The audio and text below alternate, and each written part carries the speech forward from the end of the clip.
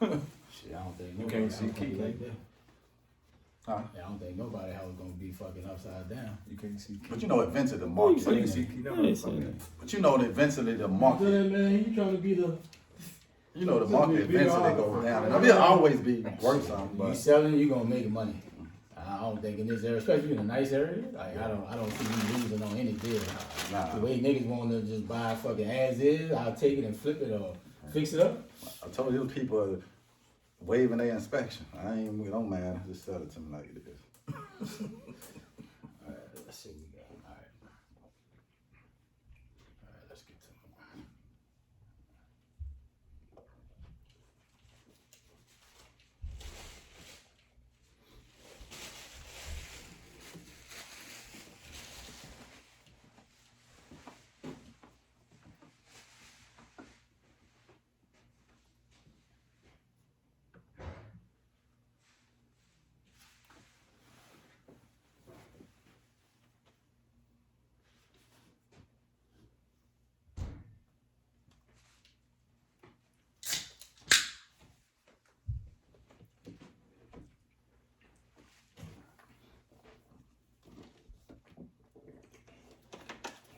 But you gonna never get no damn mic stand, are you? I'm gonna get one. God, Jesus, Lord have mercy. It's been 4 years. God damn, dog. Shit. I'm gonna get one. Shit like $30. God, dog. I'm gonna order today. You out here talking about we ain't broke? Oh, fuck, shit. Somebody I see need to that get damn my mic stand. stand, they gonna think we broke as hell. Man, No, I'm gonna get it today. come on, man. I'm gonna have it. Don't even worry about it. I'm gonna have it next week. Sure. I promise I'm gonna have it.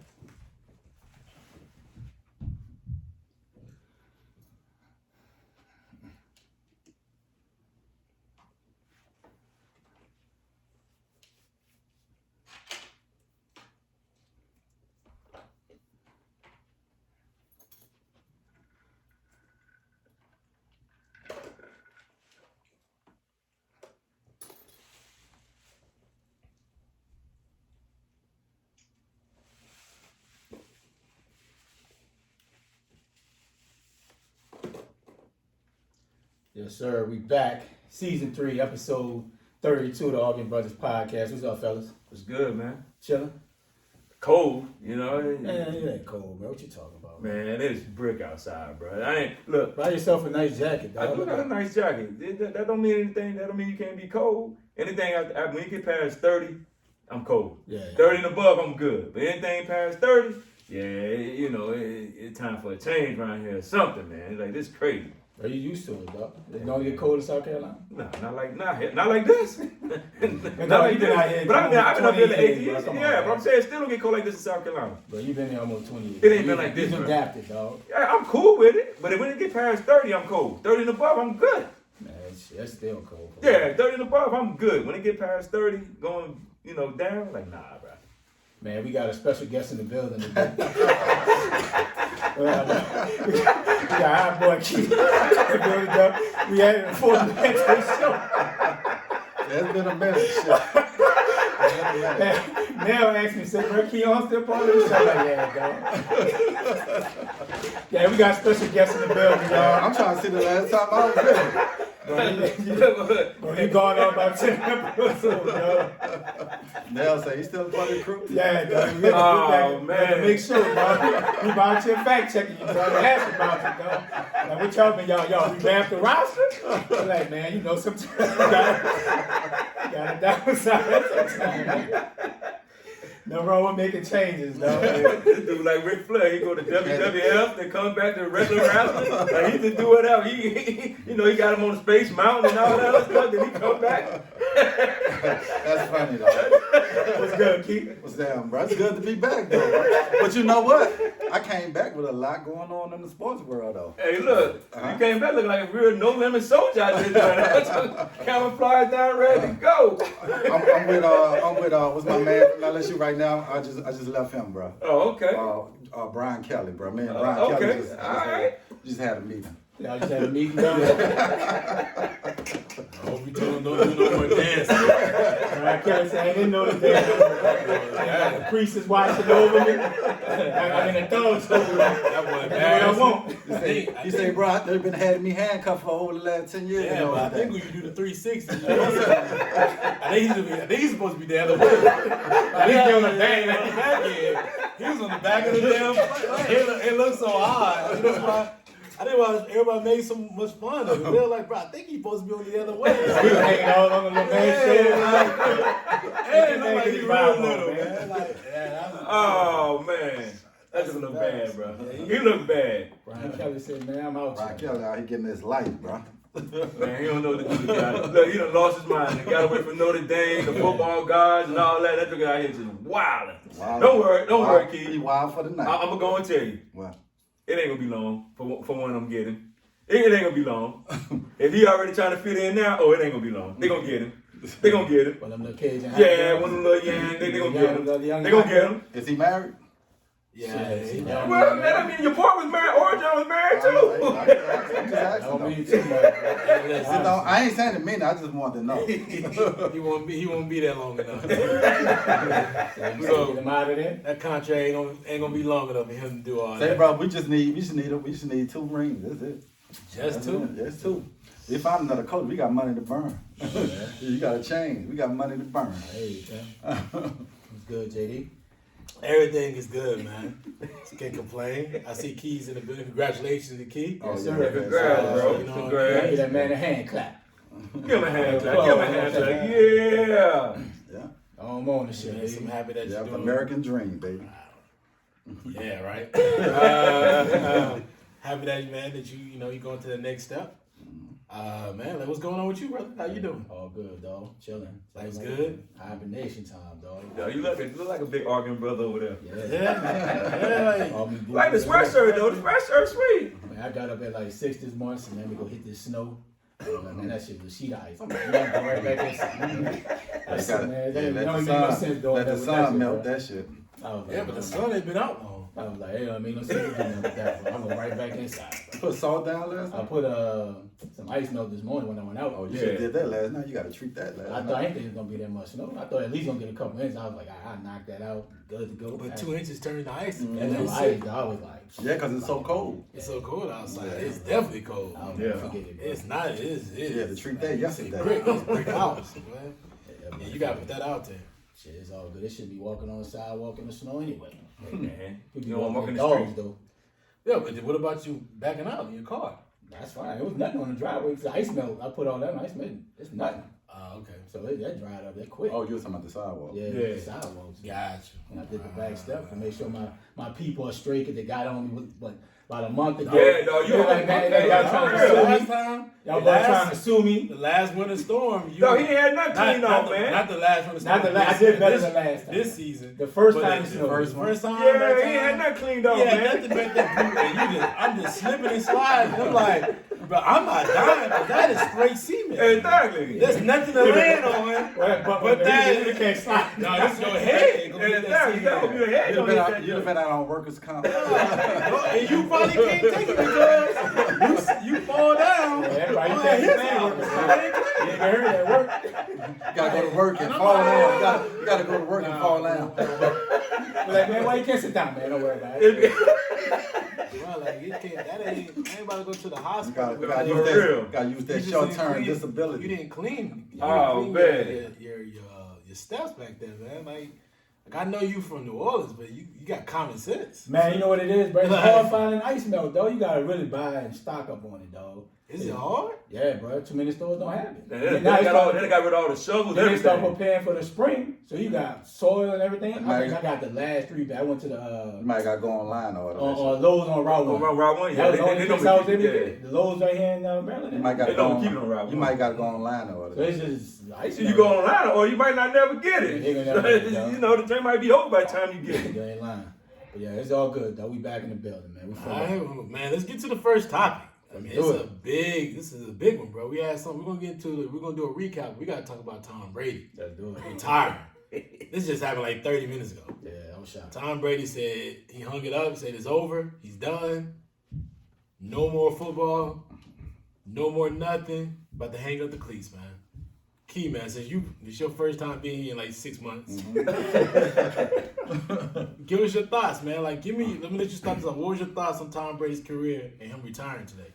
This is big news, man. You know, a lot of people probably shocked. Everybody probably thought, you know what I'm saying, he'll give one more shot, you know, because I know initially he said he wanted to play the 45, and he still looked good last year, you know, like he could have played one more year. But I think, you know, he probably been getting pressure from his wife saying, you know, all right, I'm going to let you go try to get back to back, but no matter what, I think it's time for you to come out here with these kids. And for Tom Brady, really, he have nothing else to prove, man. You know what I'm saying? We probably would never see someone dominate football for 2 decades at a high level. Mm-hmm. You know what I'm saying? What he won 7 Super Bowls, went to about 9. We'll never see that ever again, probably, bro, ever. You know, it's just amazing. You know what? Yeah, he went to 10 Super Bowls. Yeah. So it's just amazing the longevity, and he still was throwing that thing like he was 25. You know what I'm saying? You saw like Ben popcorn on, you know, at the end of his career. You saw Breeze can throw it over. For him to still look the way he looked, bro, and it just, you know what I'm saying? He been the face of the NFL for by like a decade. You know what I'm saying? And so, you know, it's definitely, you're going to miss Tom Brady, bro. Just like even though you hate the man or you like the man, you respect him. You know what I'm saying? Just good to compete and him compete against other teams. And, you know what I'm saying? He's definitely going to be missed from the NFL. But I think the NFL is in good hands. You got a lot of good young quarterbacks that can, you know what I'm saying, can be the face of the league and push the lead. The lead is in a good hands. So, but again, you know, congrats to Tom Brady on a wonderful season, man. A wonderful career, you know what I'm saying? And Tampa Bay about to go back being the Succaneers. Well, you know what? It depends who they get as quarterback. It depends. There's a lot of dudes out there right now that probably can come in and do, you know, some of the things that Tom could have done, you know, at the end of the day. But it's more with Tom Brady leadership. It's leadership. What he demands. You know what I'm saying? He demands excellence. Yeah. But I mean, you got the Russ out there who probably can come in and take over and probably still get them there. It depends on who they get at quarterback. That's the thing with them. Whoever they get at quarterback and the person that they get can be a great leader, they probably can get back to the Super Bowl. But because the defense is there. They got the foundation. They got the right defensive coordinator, you know, to do the job. At the end of the day, they're going to need a good quarterback. Because you got young receivers, you got guys who can catch the ball, can make the plays, but they're going to need somebody who can fit in and with the leadership and get it done. As for Tom Brady, yeah, to me, he's the most accomplished. He's the most accomplished quarterback. Now, am I glad he's gone? You damn right. I'm glad he's up out of here. I ain't gonna lie. I'm a Tom Brady hater. I am. That's just what it is. But he's the most accomplished quarterback. The team that he's been on has done a lot of great things for us, getting back-to-back Super Bowls, maintaining their winning record, taking over a division that to me was was sad. But when he got there, they was okay. They was trending. But I think at the end of the day, you got to respect the man and respect what he's done when he was at New England and as well as what he's done down in Tampa Bay. So, hey, I'm glad he's gone, ask me. But, hey, he had a great career. Bye, Tom. Yeah, man. I don't see nobody winning 7 Super Bowls, bro. Mahomes may have a shot because he's going to continue to get there, but it's hard. And I don't see Mahomes. It's so much competition over there right now. And it's tough. And it's what makes Brady so great. You can't think of elite receivers that he's had, especially when he was in New England. Outside of Randy Moss, he made Welker and Julius Edelman, you know, what they are, right? But other than that, I mean, you can't think of nobody really. Well, Gronk. Gronk was good. Sorry, Brian Hernandez. Man, stop it, bro. So Hernandez wasn't good. Right, he was all right, bro. That boy played no more than 3-4 seasons. But didn't they win the Super Bowl 2 of those years? Yeah. Exactly. Right. And they ran that 2 tight end set that they were killing people with. And both said, they're making like he didn't have nobody. Right. You try to make it like they ain't have nobody. When you look at other teams, overall his career, I think they have this receiver that was consistent. He made them, bro. If they didn't catch the ball, how you made them? Don't matter, bro. And if Vinatieri don't make them kicks, he don't win no Super Bowl. Is it my take or your take? I'm just trying to tell you straight because you beat my take or your take with the whole stuff. I'm just trying to find out. I know you're excited. You beat around the bush. Your buddy on your right. You beat around the bush. You beat around the bush. Listen, Tom Brady had. You mean on his left? Yeah, it's left. My right hand, yeah. I know you're happy. And I know you're not saying anything about anybody interrupting anybody. Hey, 2 weeks ago, the way you kept interrupting me. You were on one too. No, I wasn't on one. You made me go on one. You were on one. And I went to listen to it again. You made me go to on one because you kept interrupting me. You were on We're one. ridiculous. We're ridiculous. Move on. But yeah, man, Tom Brady's a great career, bro. I thought he would have one more year. He led the league in passing yards and touchdowns. So it's not like Owen was dead like Ben Roethlisberger, like he said, Breeze. But I thought he would give it one more try. And he must have looked at Tampa is going to be a whole new different team next year. I doubt they signed Godwin, right? For it's time for him to get paid. This is his last time getting the contract. He's not taking another 1 year deal. You may lose one or two of the linemen, right? JPP said he might retire. So he might be looking at it like, I don't want to do a whole rebuild type situation, right? Who knows if Byron Leftwich going to be there. He might get him a head coaching job, whatever. So he had a great career, man, and, salute to Tom. I just don't see nobody ever getting 7 Super Bowls again, man. That's just going to be something that's just hard, especially with today's free agency, cats leaving, cats get paid and don't perform. So, man, big up to Tom Brady, man. He's definitely the greatest of all time in football to me. At least the greatest quarterback, definitely. He's definitely great. He's the GOAT when it comes to quarterbacks. Greatest player, there's always going to be a debate. Yeah. I mean, I'm like, as a Falcon fan, I'm happy that he's gone. He terrorized us, not only at Tampa Bay, but we always go back to Super Bowl, in Houston when he brought him back down 25. As somebody who likes seeing people compete, I hate to see him leave but he left on a good note. He left on his best season he's had, especially at Tampa, that he's had since maybe the days in New England with Randy Moss. Mm-hmm. So he didn't leave, on a decline. He didn't leave like we knew Breeze was done. We knew Big Ben was done. We knew some of the other top-tier quarterbacks who had a good run was done at the end of their careers. Like Peyton Manning. Peyton, we knew he was done. Mm-hmm. Tom still was throwing bullets, still probably second MVP race, and could have a choice for the MVP. And, really dug deep. But I think, like everything, their salary's going to flip them this year. They're going to have the salary cap issues. They're going to have some other issues down the line. I don't know if they they can keep that entire team together again, because I think eventually he'll have some issues there. And I mean, listen, man, his kids are getting older. I think one of his sons, I think the oldest son is like maybe going to high school soon. And I know for him, I'm pretty sure at one point you got to eventually say, what's the biggest, what's more important? What's the most important thing in his life? Mm-hmm. And that's his family. And, I could commend that. I mean, to be a pro player, I'm pretty sure you have to be very selfish in a lot of different ways. You're training every single day. You always focus on your body, focus on your things that you need, your nutrition, your training regimen. So at some point, you got to let that go and move on in your life. And that's anything else. We all have that thing where eventually you have to let certain things go. And he's moving forward and other things. I look forward to see what he got going on next. I mean, he's already putting out the TB12. No, not only the training and documentary and stuff like that, but the clothes, stuff like that. He's already invested in that. He's already signed a lot of the premier college athletes and some pro athletes to his clothing brand.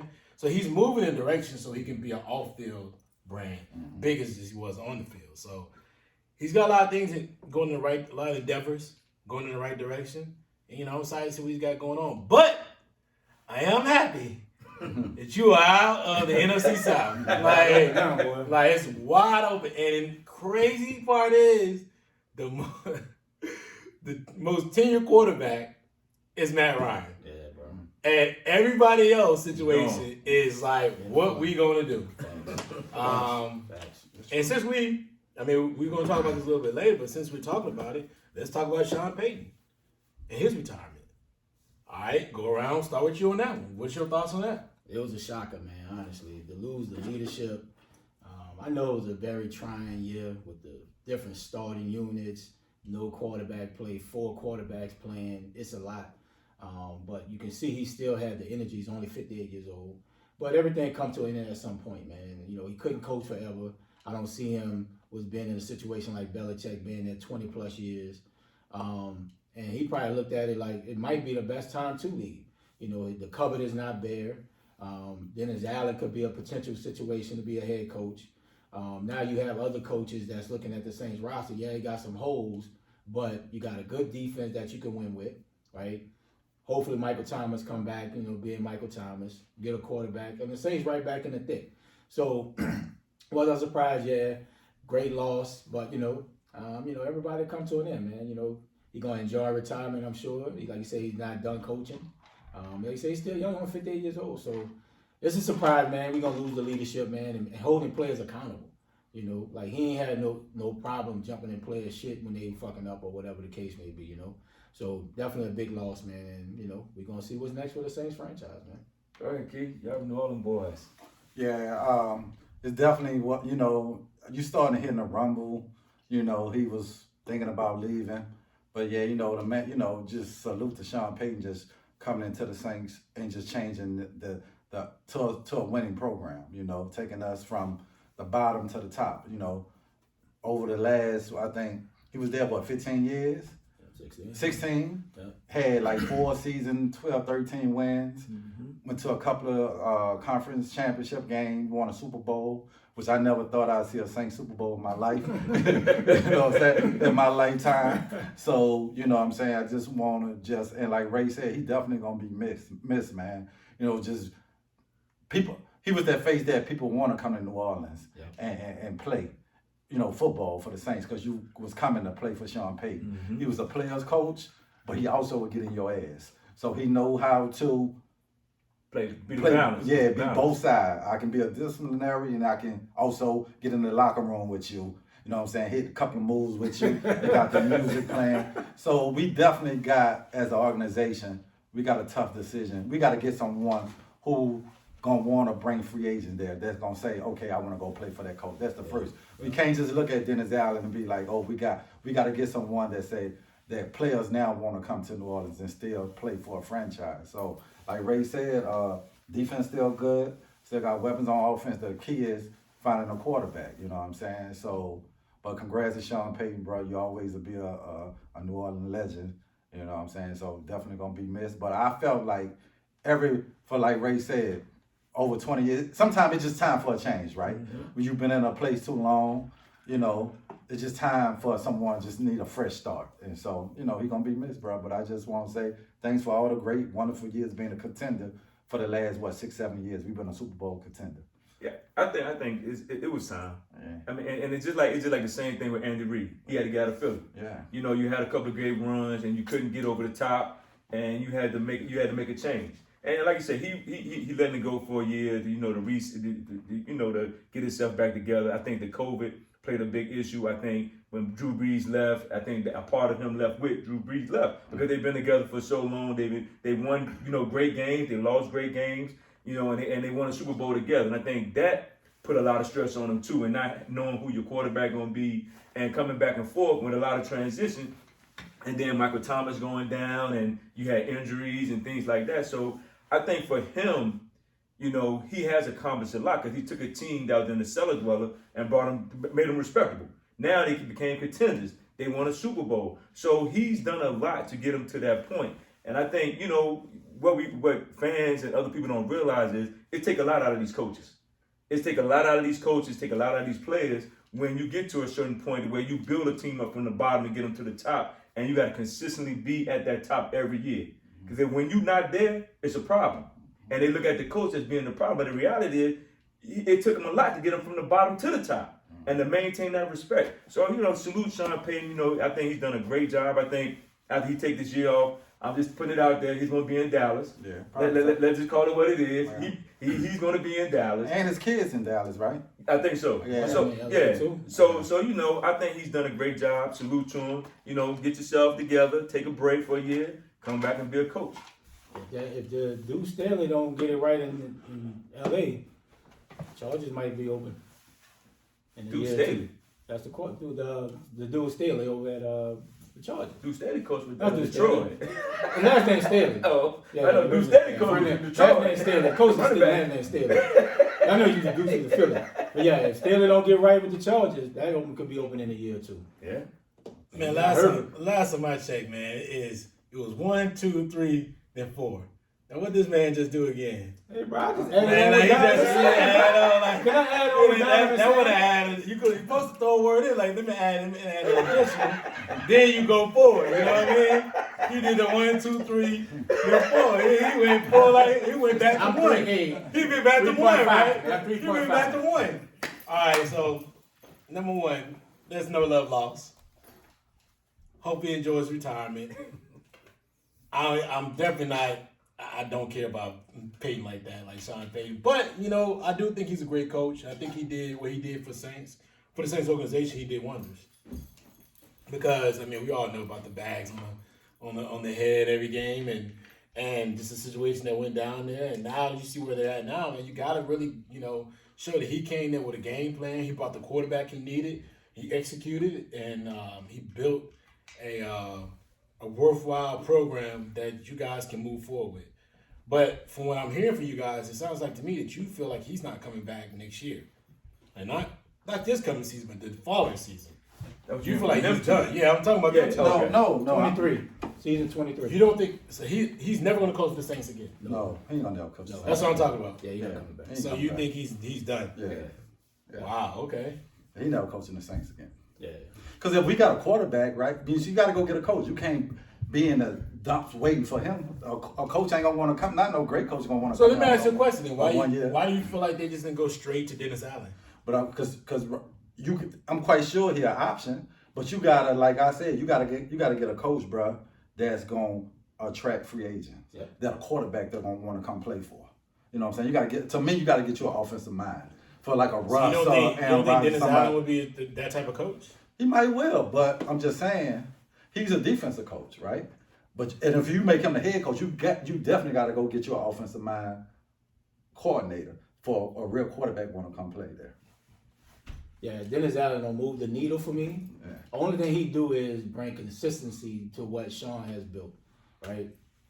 The OC, if Dennis Allen do get the job, be Pete Carmichael. And you don't know how involved Carmichael was over the last decade when you got Breeze and Payton, 2 great minds. How much did Pete Carmichael bring to from an offensive package every single week, right? So that's always the question. But like he said, nobody's coming to play for Dennis Allen, right? You need a powerful coach that people want to come and play for, like Eric Bieniemy might be a good option. Brian Flores, Yeah. right? Cats like that, people like, damn, I wouldn't mind coming and But play for this guy. If Brian Flores comes there, then Dennis Allen doesn't need to have Dennis Allen there. Probably so. Right. But that's why I would go after. If I'm the Saints, I would go after the dude in KC. Ben, Yeah. Yes. I would go after him. But how much? If you bring in BME, right? If you bring in BME to that program, how much? I'm not gonna say like ownership, but how much power would he have in that organization, knowing that if I'm taking this Mickey Loomis, right? Loomis. Mm-hmm. Mickey Loomis is like, well, we're gonna keep the same infrastructure. You just gonna come in. First of all, Pete Carmichael not gonna be there because Eric Bieniemy can call plays. Yeah. Yep. Yeah. You don't need him. Yeah. But then maybe he doesn't want Dennis Allen. Does he get the opportunity to pick his own defensive coordinator? Well, I'm quite sure Mickey Loomis would work with him and say, okay, we both, like him and Sean Payton did. They had they worked together on bringing talent in. Yeah, but I would thought that at this point you had to say if you're going to go with Dennis Allen, you probably would have made him the interim already. Yeah. You'd say either the interim head coach and then make him the head coach, Right. Or and they're bringing in people to interview. So Yeah. I don't think they're going with Dennis Allen. I don't But- think they're going with him. I definitely feel like Sean Payton's not coming back because they're bringing in coaches to interview. Yeah. But I'm just wondering, if I'm a head coach, why would I want to go in there knowing that your organization has the infrastructures in place to move forward? And if that's the case, then do they have to do it because of the Rooney Rule? They have to bring in a minority, Right. a minority candidate, or can he just be like, okay, can we move forward? I'm very interested in that part to see exactly how that works out, because it doesn't seem like they're not taking the steps that, they're taking a different level of steps that I think they would be, being that they already have infrastructure in place. Mm-hmm. Right? So, I don't know. We'll see. What was the owner? What's her name again? Benson. Yeah. What do you think her thoughts would be? What do you think? She looked like she was cool with it. She was out here eating that king cake like it was all good. Well, I'm quite sure they done had the conversation. He just ain't pop it to them. I'm quite sure he been letting them know for probably a minute what he been thinking. Well, she told him to take 2 weeks off. Yeah, I'm saying Sean because he went to her and said that's what he was thinking, and she told him just get away for a couple of weeks, and if you still feel the same, then It is do what it is. I definitely feel like he was going to leave because it looked like Sean Payton had gained like 34 more pounds. like he had gained like 40, at least 40 more pounds, man. Boy, stress eating. I mean, he used to like he got big, man. And I think the COVID did it to him too. Right. And as the story came out, I think somebody writing a book where he was almost going to Dallas in 2019. They had a deal for place. Yeah, that's out there that they was already in right. place, but they couldn't because of the They said the the ownership deal, sold. because of the AD deal. Yeah, they said we can't lose both. We can't lose Yeah. AD and Well, it'll kill the city. yeah. It would kill the city and the fan base. Yes. The morale will be totally done. Yeah. That's interesting, man. But I'm intrigued to see what you guys do. They gotta do something before Moving the Super Bowl. forward. And they got to get a quarterback. Yeah. That's Yeah. That's the number one. But that's why I said you go get it like the dude from KC because I think quarterbacks will want to play for an offensive mind like that. Yeah. You know what I'm saying? Or Russ or somebody will be like, all right, you still got Alvin Kamara, you still got Michael Thomas. I got Well, you the hope you defense. got Michael Thomas. Well, I think Michael Thomas will be on board if you get like a Russ or somebody in the house of Deshaun. He will be happy. It seems like Yeah. Seattle's not trading Russ, man. Yeah. They probably let Pete Carroll go before he let Not Well, they said they not let Pete go. He's still in there. But if I'm the organization, I let Pete Carroll go over Well, Russ. they're not trading Russ, man. They have got rid of their defensive coordinator. Yeah. But you know, you got options out there. You know what I'm saying? So Man, I would go get an offensive coordinator. Go get Watson. You better give up something. Bro, go get Watson. I would get. You don't give up. Have to give up for You got to Watson. give up. You got to Bro, give there up ain't something. nobody knocking down their door. And Watson's not even. Oh, it doesn't matter. You got to give up probably give up 4 first rounders. I would not give him 4. And you're gonna have to realize, like, you're gonna have to give up them 4 first round. And you got to get somebody on defense. No. But you're also gonna have to.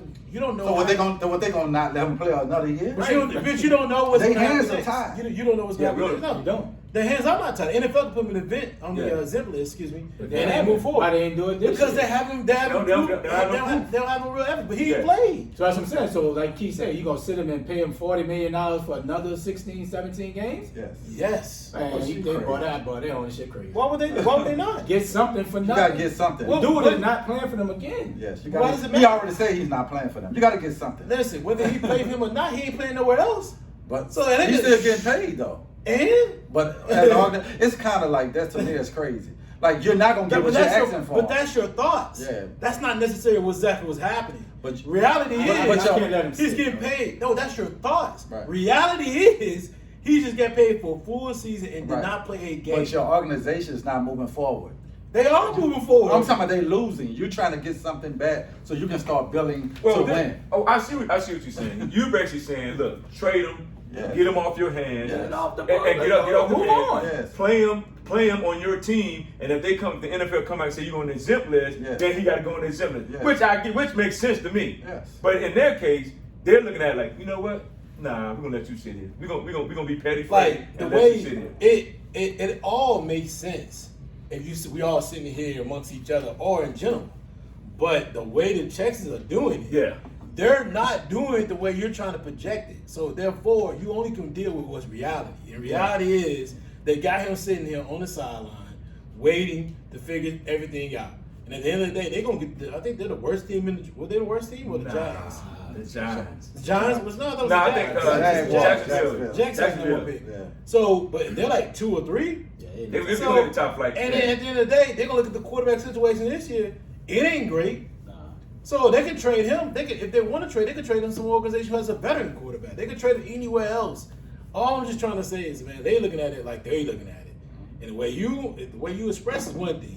What the Texans are doing are another. Yeah. And they can care less. They can care less what we Why they think. the Texans, boy. And they out here trying to do everything. They trying to do But if I'm a fan, what are you trying to do? Are you trying to win? You trying to build a winning team? Or are you just trying to be petty to I somebody? know what they're trying to do. Are you trying to be petty to somebody that don't want to Now be? what? Okay, so the reality, what I see it as, what I see it as, they're being petty because they don't want to trade. I don't know if they've even been petty. They just Nah, you could have traded. They don't want the- No, they didn't have people call for this dude, and they never. No, they're being petty. They're being petty. They could have traded. Yeah, they could have been traded. But- but nobody's gonna give him 4 no, first but round they had picks. they had people that was gonna give up 3 first-round picks and a player for him. They told him, no, we're not doing it. That's what they told him. That's what I'm saying. So if that's your best offer, you think now you're going to get another 3 first No, round and a player? Yeah, I don't disagree with you, but Time is ticking. Like, bro, if you don't do something about the draft, nobody's getting you what you want. But they Time don't is care. not ticking. Not for them. So they you don't gonna care. sit? So you said He's you gonna got have a him 4-year sit? contract. So you gonna sit him for another 3 years? He can do what they want. Yeah, that's the craziest thing. No, that's your thoughts though. That's everybody's reality. thoughts. That's not No, an organization. It's not. It's not reality though. Reality is they can sit here and put him on the shelf for 3-4 years. They crazy. And waste his prime, and they'd be like, all right, we Let me it is get rid what of it it. is. Yeah. They can do that. Like you can't. Crazy. Whether you want it, whether you think it's crazy or not, they can do that, and they don't have to deal with the Saints. I They didn't can say deal the with Saints. You can tell me Saints. anybody But I'm talking can about. do I'm that. talking about in general. They don't have to deal with them, but they can easily say, listen, we ain't doing no deals unless it's gonna be for the best of our organization in all totality. And whether it's good or not, it's great. I don't think it's a great move. I think they should been trading. But the Saints don't have a lot of options. They can go at that quarterback, not just him. You got a nice couple of free agents that can come in the organization and help you win games. Who? You got like you said, you got Deshaun out there. You got Russell out there. I even like the boy from Baltimore. I think people are gonna be knocking on his door. Huntley? Backup quarterback? Yeah, Huntley. I think people gonna be knocking on his door. So Shit, Tampa need a quarterback. you know what I'm saying? And They got options out and then 49ers got to make what they're gonna do with Jimmy G. You know what I'm saying? Jimmy G. Jimmy G can come and get a 1-2 year deal. He wins. He gonna get more than that. But I'm just saying, so it's a lot of options you can go. Jimmy G better than anybody we got now. Yeah, it's just, people know you gonna sit him or you like they just gonna get 2 cents on. So they gonna have, and you still got Jameis, right? He out there. You still got Jameis out there. Yeah, it's gonna be an interesting all season in the NFL, boy. Yeah. It's Teddy gonna out be there. crazy. It's gonna be interesting, boy. Teddy gonna be a free agent. Man, Teddy gone. But I'm just saying, for a 1 year deal. I'm just saying for a 1 year deal. It's gonna be interesting out here in these streets. I agree, man. I think it'll be a very interesting offseason. But you know, the big key is who gonna fall is Aaron Rodgers. He gonna stay in Green Bay or where he gonna go? Yeah. Thanks. No doubt about it, bro. You know, Denver making a move. They just hired one of the coaching staff from Green Bay. The offensive coordinator. Offensive coordinator. Well, one of the offensive coordinators. But they putting they all hands in for Aaron Rodgers. But if you Aaron Rodgers, you want to go over there in that division? Be smart enough. Your role is really hard to get to the Super Bowl over there. Yeah, that's what I'm saying. With KC, the Chargers. I don't know. Do you want to go in that division? And the Raiders. And the Raiders. Depending on what they got going so on. why you want to go there if you Aaron Rodgers? But let's go. Let's recap these playoff games last All right, week. man. Let's talk a little bit about what happened with the first playoff game. One of the most exciting games I've ever seen in my life. With KC and Buffalo. Allen against Mahomes. Man, it was electric. Yeah, it was. It was one of the best games I've ever seen. Yeah. Especially with all the marbles, them boys went at it. And it felt like whoever got the ball at the end Yeah. was going to win the game. Right. But then that was not proven. Nah. Because the man got the ball left 13 seconds, and clearly there was too many seconds left. And he got the ball, and they got the ball again. It's a wrap. Right? So, D, man, let you start this off. What's your thoughts on it? What was your thoughts on just that game and then going back and forth like that? Man, listen, that it was like a track meet. It was like a track meet. And you got to give it up to both quarterbacks because they did everything they could to get their team to dub. So to raise logic that the quarterback needs to do more, that debunked that logic that night because it wasn't nothing else Josh Allen could have did. He did everything. But when the toss called Exactly. what he called tail called head. Exactly. Though, you know, that was one of the greatest. Now the defense, both of the defenses fell off. Both of them fell off because for Buffalo to have the number one defense, that shouldn't have happened. That should have not happened. But when you got two guys, Kelsey, Tyreek Hill, and the guys, the good role players in Harmon and Pringle coming up with big plays, McKinnon running the ball, making his plays, and Hilaire making his plays, it was just a heavyweight fight, and nobody didn't want to go down. And I think, you know, when you say playoff game, that's a playoff game. That's a playoff game. Even though it was more offense than defense, but they kept going at each other, and no one was willing to relinquish. You know, they wanted to keep playing, and I think that's what people want to see. You know, whether it's a defensive game, offensive game, let's make it a good game. You know, people ain't paying their money to see 35-7, 20-0 games, man. And I think both quarterbacks did what they had to do. I think they're gonna have to tighten up on the defense this week. Because I think when Tyrann Mathieu got hurt, that hurt Kansas City. When he got hurt in the first quarter, that hurt them for secondary wise, because he's the leader back there. But all in all, I think it was a great game. I think these two quarterbacks, you're gonna have to deal with them for a long time. And their teams, you have to deal with them for a long time. Great game. Hey, I hope it be even better tomorrow. Yeah, man, it was a war. I know McDermott's gonna be kicking himself out of the rest of his career, man. You know, to give up 2 big plays in 10 seconds, man. When you got the best defense statistically in the league, you just can't let that happen. And like I said, you know, Allen, that boy bad, bro. Bro, that boy is a bad dude, though. And he making plays with his legs, and he's getting better for passing the ball. And like he wasn't even going to Stephon Diggs, bro. He made that boy Davis. But Davis had about 3 touchdowns. He had 3. Bro, so it was definitely, man, one of the best all-time playoff games ever. 2 elite quarterback play that's going to be battling for a long time. We might be Brady Manning again, over again, you know. So I think they're going to be battling for some years to come. But yeah, you can't get up 2 plays up, man, less than 10 seconds, dog. Like you just can't. Like you just can't let their 2 best players get free like that. It's just unacceptable. He gonna be thinking about that one for a long time. Yeah, man. This game was kind of like that back in the day game with Tennessee and the Rams. When that Steve McNair game, when it's a yard from winning the game, you whoever got the ball last, you felt was gonna win. But Buffalo, man, I felt bad for their organization, bro. They just had heartbreaks over the years, man. Like it's a dark cloud on the organization, bro. I'm just saying, you just knew that game was over with 13 seconds. You finally felt like Buffalo fans broke through. You know, after the Tennessee and the 4 Super Bowl. Yeah, the Jim Kelly era, then this, and then just trying to break through to New England. You finally break through New England. Nah, the Tennessee joint killed them after that. Yeah, but I'm just saying, for years, New England been dominating that division since the Jim Kelly. You finally break through thinking it's your shot. But it just shows, man, just how skilled these quarterbacks are, bro. These quarterbacks on a whole nother level, man. And you know, you got to also attribute that to the rules. You know what I'm saying? It's hard to play defense. And if you ain't getting pressure, and I thought Buffalo was getting pressure, but their D-line wasn't as quick. Once they get pressure, Mahomes still was able to outrun them for big first down. And I thought in the first half, Buffalo was a little bit too conservative. They ain't take advantage of Tyrann being out early. Mm-hmm. They were still trying to run the ball. I'm like, for what? You know what I'm saying? Exactly. The middle of the field, if they should have been exploring the middle of the field, because KC had no answer once they was going with the other guy, and I thought they waited too late to open up the offense. And but it was a great game, man. Another mistake he made, Tony Romo said it. Why kick the ball through the end zone? Swig kicked the joint where they can have to catch it at least 2 seconds go off, 2 or 3 seconds go off, right? So, but that was a game, man. I was like, oh shit. I was just like the whole game. Oh shit. Damn, this over. Oh shit. So, but Josh Allen, bro, they gotta be happy that they got their quarterback, because he's been up and down all year. But this playoff run, you know, he showed he the future for Buffalo. But they losing. They just lost their offensive coordinator, somebody. We gotta see how that's gonna affect them going forward.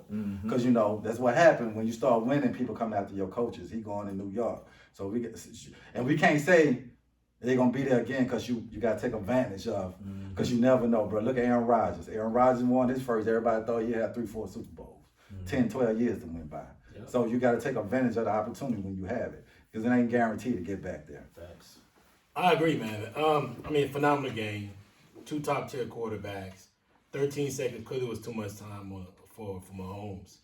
The one mistake I think they really made, because defensively, when you have 2 quarterbacks, and let's just not talk about the quarterbacks. When you have 2 quarterbacks, that's one thing. But when you have these top-tier athletes playing receiver and running back, and tight end, you got to add that in as well. Those guys, I mean, the call to put Tyreek at punt returner, right, was incredible, right? That was a smart move. They put him back there. The fact that they had a penalty and they made them re-punt was even better because they got better field position because he took the second punt like 40, 50 yards or 30, 40 yards, got down to the 20 and they scored real quickly. So it helped that situation overall because then that quick score allowed other scores to happen. And then the fact that, they didn't square kick it, that was a mistake. I think that would have been big because if you do that, you take that, at least get 2 or 3 seconds off the clock, right? And then the middle of the field, even though they had 2 timeouts, they still wouldn't have been so aggressive with it. They would have had to throw in certain spots. Mm-hmm. And it would have helped them. It would have helped overall with the Bills situation. But I mean, sometimes when you got greatness going on across the field, I mean, we talk about the play where Tyreek broke it, and you saw how fast he is. But you also got to realize that they ran a pick play with Kelsey, and they didn't call it. So it was some things in there that you got to see in there. And then I think also included Tyreek put the 2 deuces up. That's supposed to be a penalty, yeah. That should have been penalty. They didn't call that. So it was things that could have been called. It could have kept situations from happening. We never know what was going to happen. But, man, I mean, it's just 2 phenomenal teams playing against each other. I enjoyed it. I hope this is going to be something we're going to get to continue to see moving forward because I think these are 2 elite passes of football, 2 elite programs, 2 elite teams.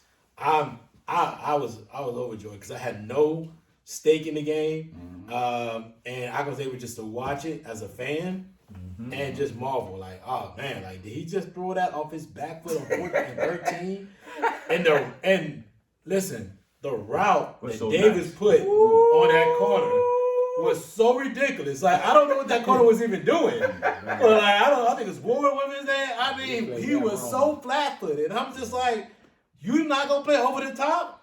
Like, do you really think he's about to run this out route? Exactly. You're sitting on it. And he literally just sat on it and he digged in, bop, and I'm like, oh my God. Like hit that ball across. Like, it was like, oh my God. Like somebody to stand and put a shoestring. So as he threw the ball, let me get them shoestrings. I mean, ridiculous, man. I mean, and this will be interesting to see what happens this weekend, but we'll get to that really soon. But man, that was great, man. Did y'all hear the conversation that they had before they scored in 13 seconds? It was a conversation going on between Kelsey. Yeah, I think he said that the play is going. Yeah, they already knew. Like, look, like Tariq, look, I'm gonna do this.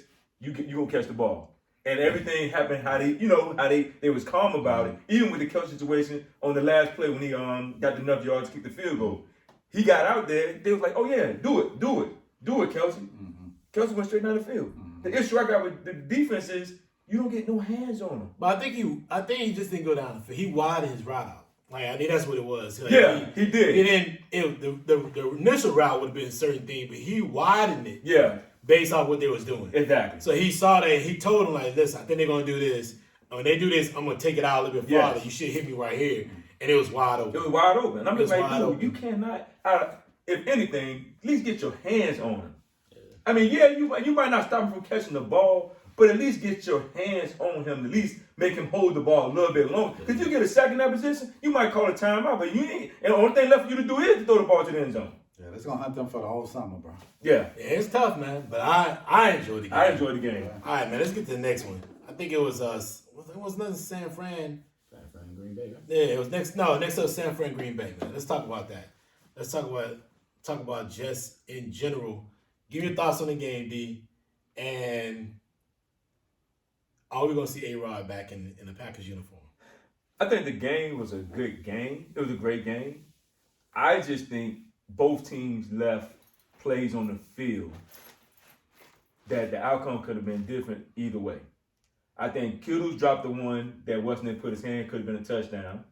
I think Jones, if he'd have kept running straight and not cut back, it might have been a touchdown. Really could have put the game out of reach. I think the special teams, which came into play, that's what killed him. I mean, because if you don't get the block punt, you don't get the block field goal, I think Green Bay wins a defensive game. I mean, we're so used to seeing points scored that we looked at this game. Oh, it was not a great game. It was terrible because we want to see the glamour of the points. But in reality, it was a great football game, and I just think that Green Bay did enough to win, but their special teams let them down. I mean, and that's just what it is. And like they say, you have to win in all phases of the game. And that phase of the game cost them the game. It just really cost them the game. Do I think A-Rod is going to Give me a percentage on that. What percentage you think A-Rod is going to be back in the Packers uniform? think about 30. I give about 30%. Because I think in his mind, depending on what happens for as who they bring back. You know what I'm saying? Devontae Adams is sitting out there like, okay, hey, they done franchised me once. You know, if you're going to franchise me again, then he can't go nowhere. You know what I'm saying? So I just think that's going to play a part in it. But I do think it's some places that he can go. He can go out to San Francisco, depending on what Garoppolo do, and say, yo, Devontae, let's go out there. If they don't franchise him, now you got Debo and Devontae on the same team, and him the quarterback. And Kittle. That's a mean combination. So I just think a lot of it has to do with who do they bring back off of this team that can make him say, hey, I want to stay. Yeah, I gotta give Aaron Rodgers some blame too. I know the special teams some blame, but I gotta give Aaron Rodgers some blame too, bro. This year second year having home field advantage, 13 plus wins in Green Bay. It's cold. This is supposed to be your type of weather, and you mustered up one touchdown in 4 quarters. Like, you're coming up short in playoff games, and people not saying this. We gotta stop giving him a pass, bro. Like, you're getting outplayed, bro. Like, you gotta make plays. You're Aaron Rodgers, bro. Everybody's saying you one of the greatest ever thrower of the football, but in big time games, you've been coming up small in your career, bro. And I had to put blames on him. And he was forcing stuff to Adams. He had people running wide open, but you're trying to force it into double coverage. You know what I'm saying? Special team did let him down, bro. But we gotta start holding Aaron Rodgers. We gotta start holding him accountable, bro. There's no way you should score 7 points with that offense you got. You've been probably the second best offense in the league. Shit, Dak Prescott scored more than 7 points against the 49ers defense. And you Aaron Rodgers and you get 7. So I gotta give him some blame. And they played right into 49ers' hand. They want to keep it a low scoring game, you know what I'm saying, and have a chance to pull it out. But I gotta get 60% of the blame to Aaron Rodgers, bro. I have to. Yeah, it was a Frisco game, bro. They just wore them down. Green Bay got that 1 touchdown early. You thought Aaron Rodgers was going to keep it going, but they just typical Frisco game, bro. Running game, defense. And they don't want to have Jimmy G do too much because Jimmy going to give you one.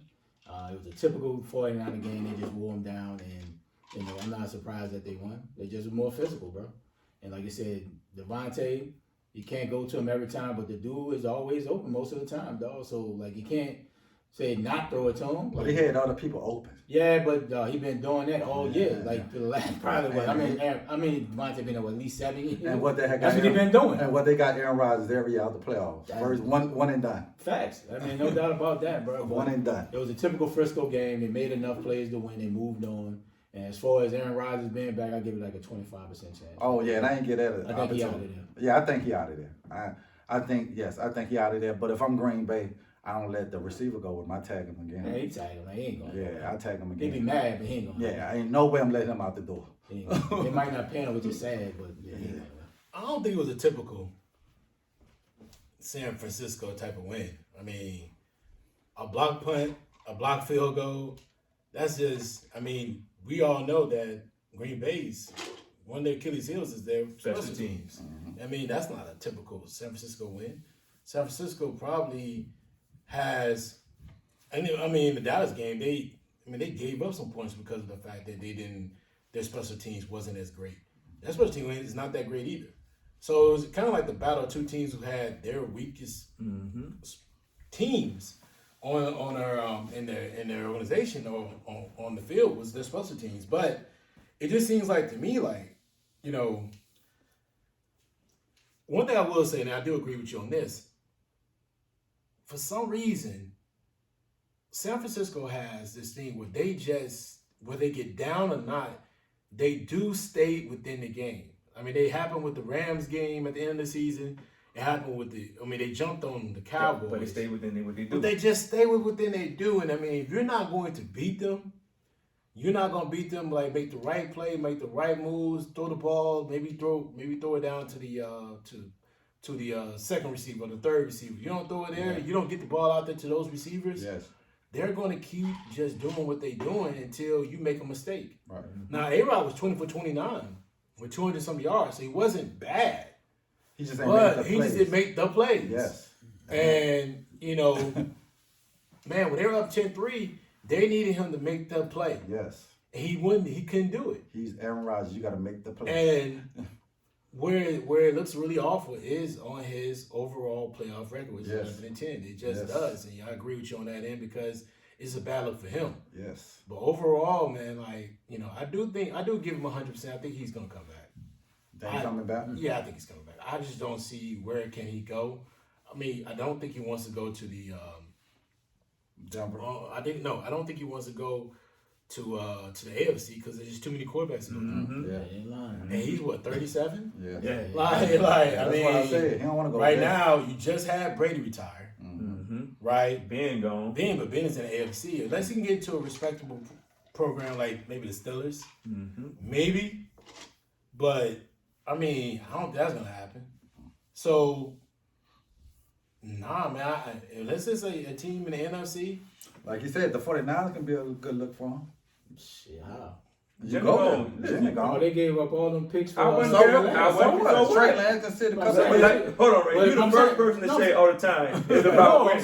saying they've invested with Trey Lance. They gave up a lot of picks to get him. What that mean? What team gonna want all those future picks? Hey, bro. Just It's about saying. winning. They gave him a lot to get You Trey can tell Lance. Trey Lance you can sit for another 2 years. Yeah. What are you gonna do? What are you gonna do? But you got to give up a lot. That's what I'm No, saying. Aaron Rodgers can go. No, he got one more year on that deal. No, but they made an agreement that after this year he can just He's not a leave. flat out free agent. No, they made an agreement.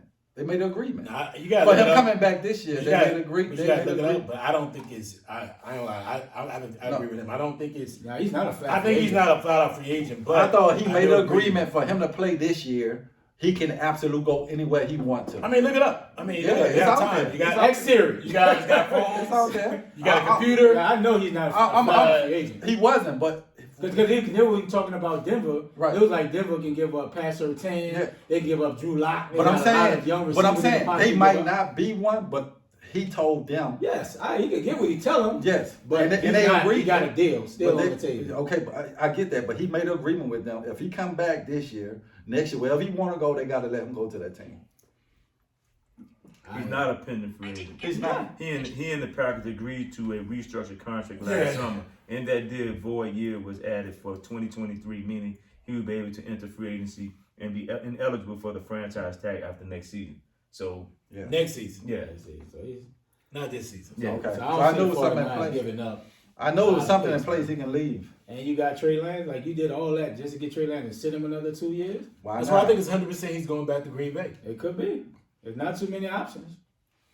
Yeah. Well, There's not many options, bro.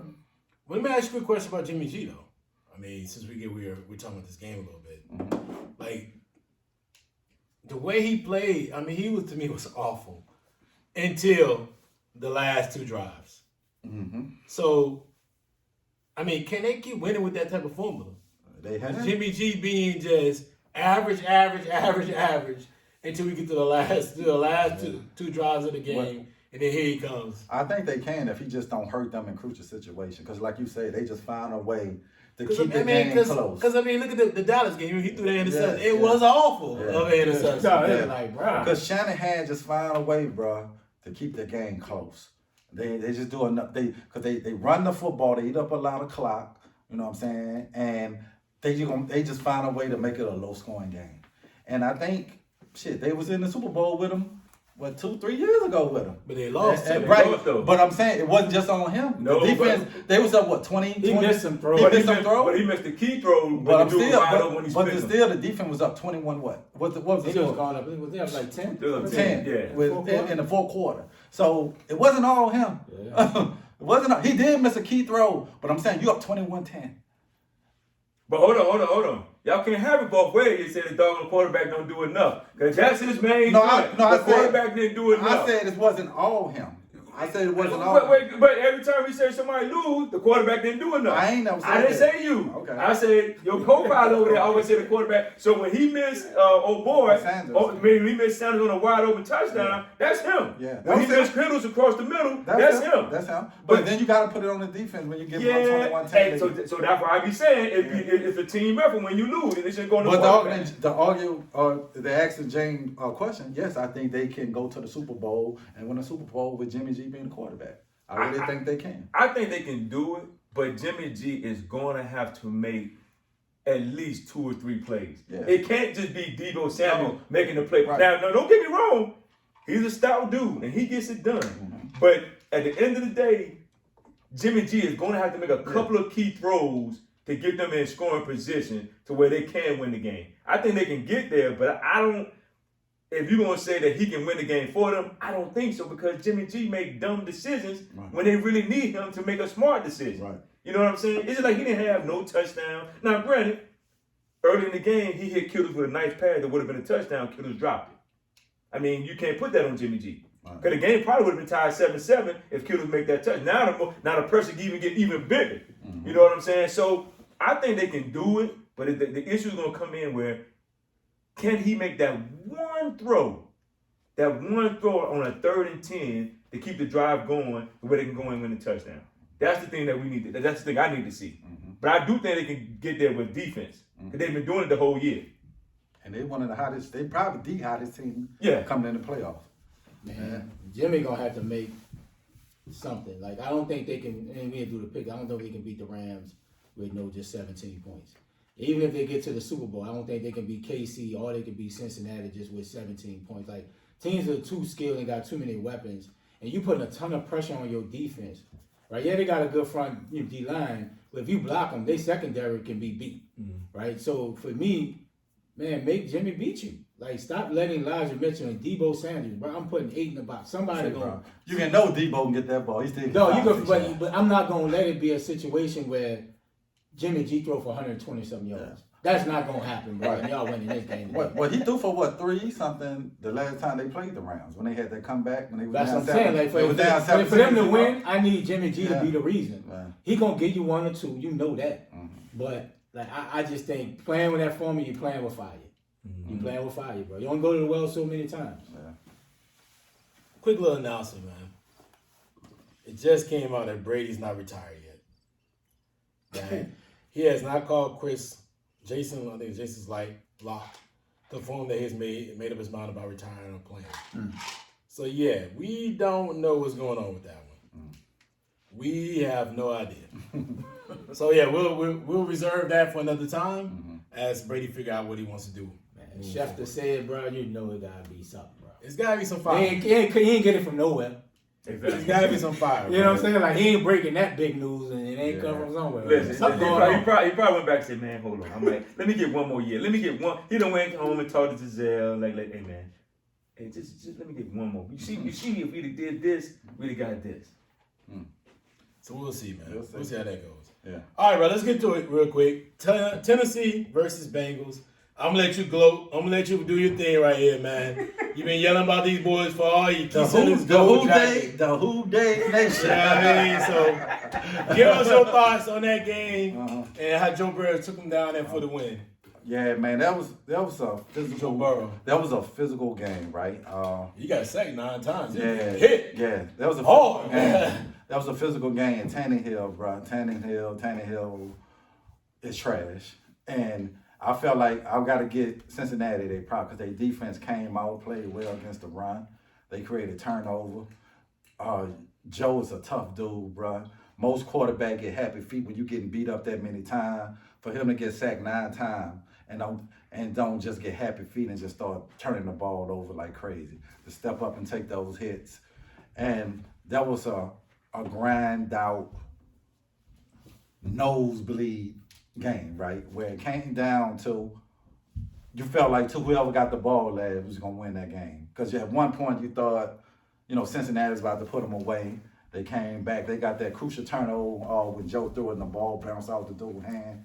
And so, but yeah, man, Cincinnati, bro, they just fighters, bro. They too young to understand that, the moment ain't too big.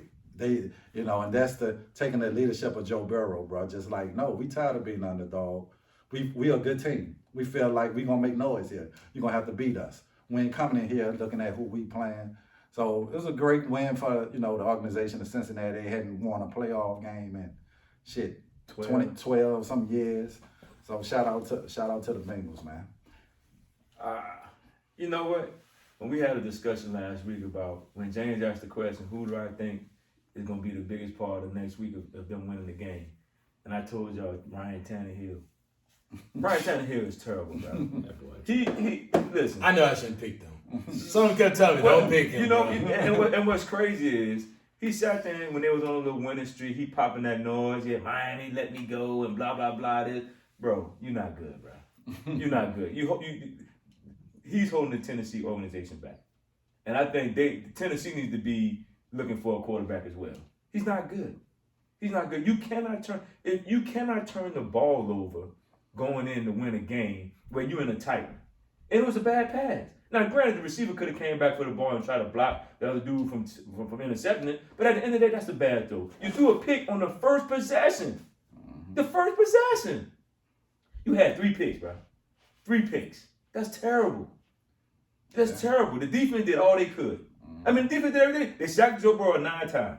And if Joe Burrow don't get no offensive line, he gonna be like, oh boy, he ain't gonna make it 5 years, bro. Yeah. You can talk about gold jacket all you want. He gonna have the black jacket because he ain't gonna make it if he keep getting hit like that. I don't care how tough he is. If gold jacket, no jacket. If he don't get some offensive line help, he ain't gonna make it. Yeah. But I don't care how tough you can't. First of all, you coming off an ACL and you getting pounded again this year, bro. You can't keep doing that. They're gonna have to address that. But as far as the overall game, it was a heavyweight fight. It was great football. It was good to see. And like I say, Tennessee got to do something. Cincinnati, they got the best attitude that you can have as a team. You got to come out and play. I don't care who it is, you got to continue to play. And I think, Joe, the receivers, Chase, Higgins, those guys, Uzuma, they stepped up their game on offense. And I think the coach has done a great job of keeping that mind frame. Like, look, we don't care who's sitting across from us. We got to win football games.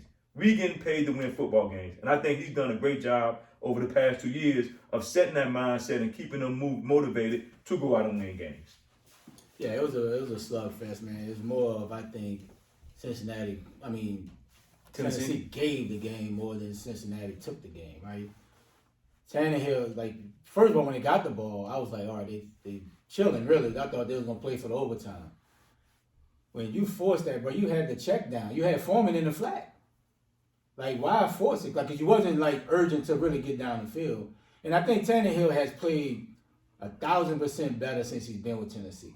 Their formula to win has to be going through the running game with Derrick Henry. They were rolling. They were punishing these, between Foreman and Henry, they had over 150 yards rushing. That should have been a formula to keep the ball out of Tannehill's hand and only make a few plays. But when you force it like that, you knew it was doomed to happen. But Cincinnati, bro, they gutsy, dog. They playing well, playing with house money, good game. But I think more Tennessee gave them the game more than Cincinnati probably took it. Because you give up 9 sacks, 9 out of 10, you lose in that game 9 times out of 10.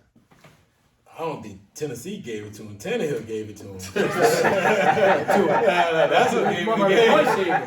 I'm out there watching that game. I fell asleep on a little bit of it, but what I did watch, so I was like, what is he doing? He was playing for the Bengals. And he was awful. And I don't see how can he get better. I don't see what can they do moving forward with him that's going to make them better, right? I don't see, maybe outside of, they're going to have to start looking at another quarterback, Yeah, right? They're going to have to start looking to see what's out there and on the free agent market. It seems like that their coach doesn't like dealing with young rookie quarterbacks, so he wants a free agent. That's fine. But you're going to have to make a decision soon because you can't win. This is a team to win now, right? Julio's on his last leg. That's one thing I did see. I did see that. And by the way, Tennessee, Ridley's available. So you need another receiver. Give us that first round draft pick. We will happily take it.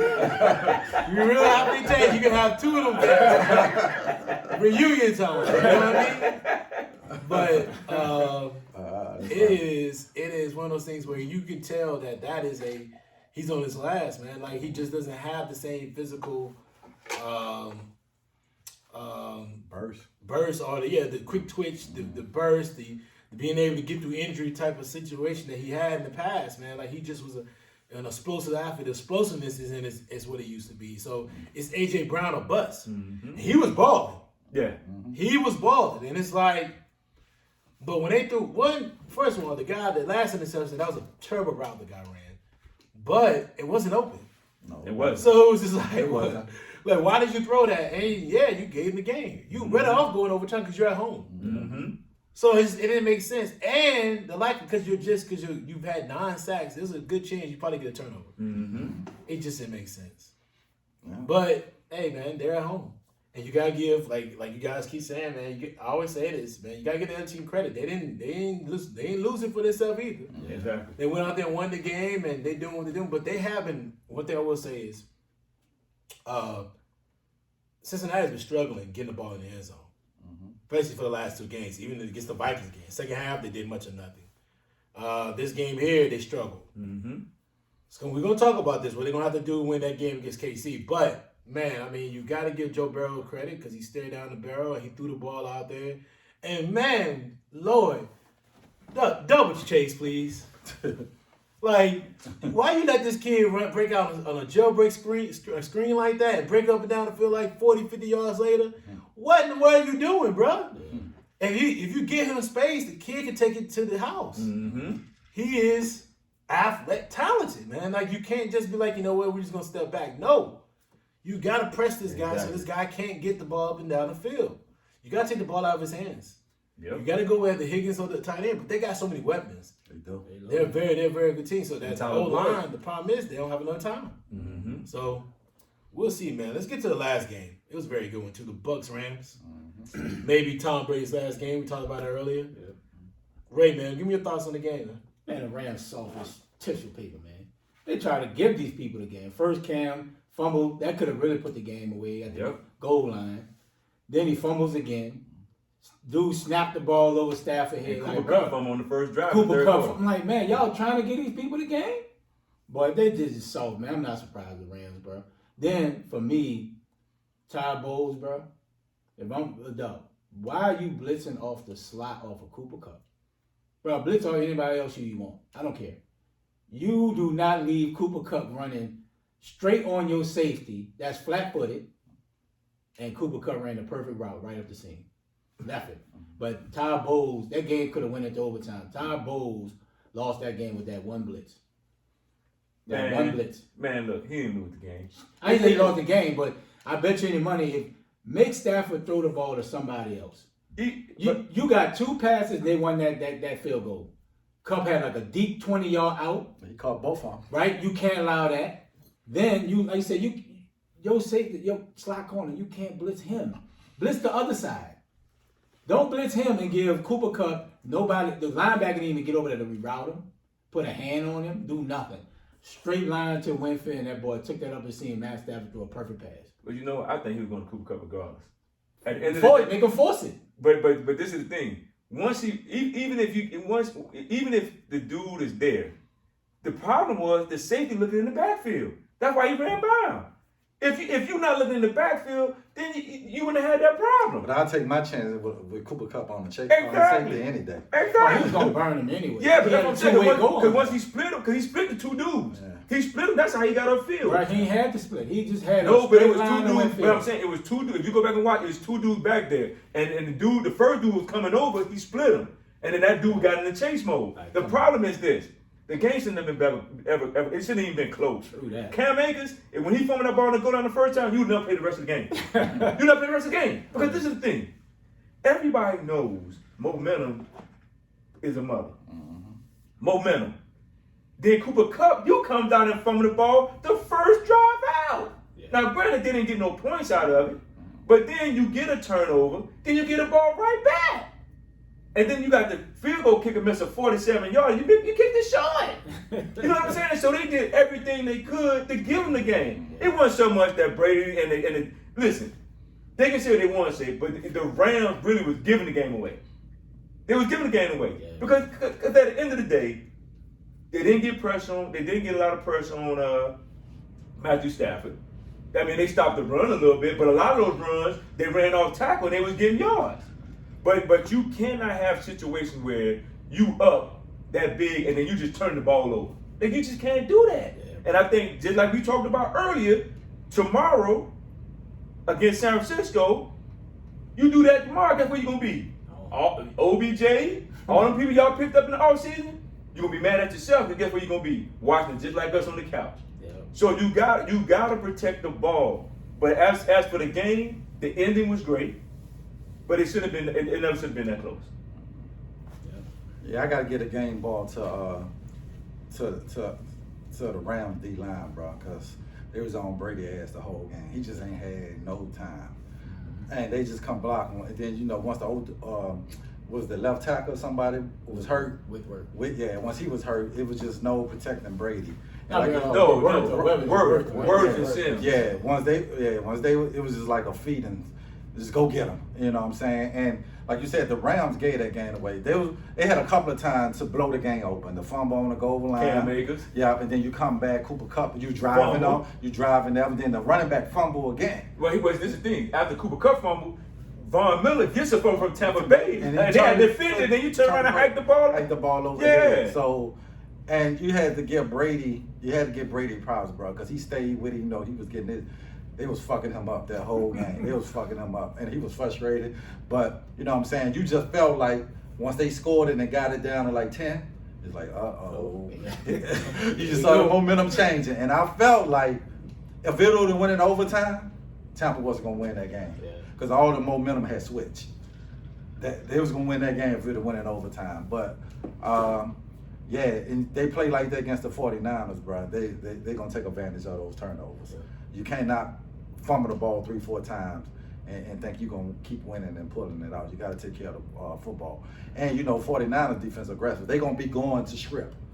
They're going to be just going more to the tackle. So I can see Shanahan, them teaching the defense, go in there and try to, pull the ball away. Mm-hmm. And that's how, so they're going to have to take care of the ball if they want to get to the Super Bowl back in their home field. In their home. In home stadium. Yeah. Home stadium. Yeah. Yeah, I mean, listen, first of all, I want to make sure there's something clear. That's D'Amico Ryans is the DC. So he's the one teaching that, former University of Alabama linebacker. Just want to put that out there. So D'Amico Ryans should be up for a head coaching job, by the way, because other people got head coaching jobs off of being D coordinator. At least an interview. You at least be getting an interview. But anyway, I agree with everybody here. I mean, the Rams, they outplayed them. Mm-hmm. Probably like 55 minutes of the game, and then those 4 turnovers, and then just bonehead plays that just allowed Tampa to get back in the game. If you watched the first half, I think it was 27-3.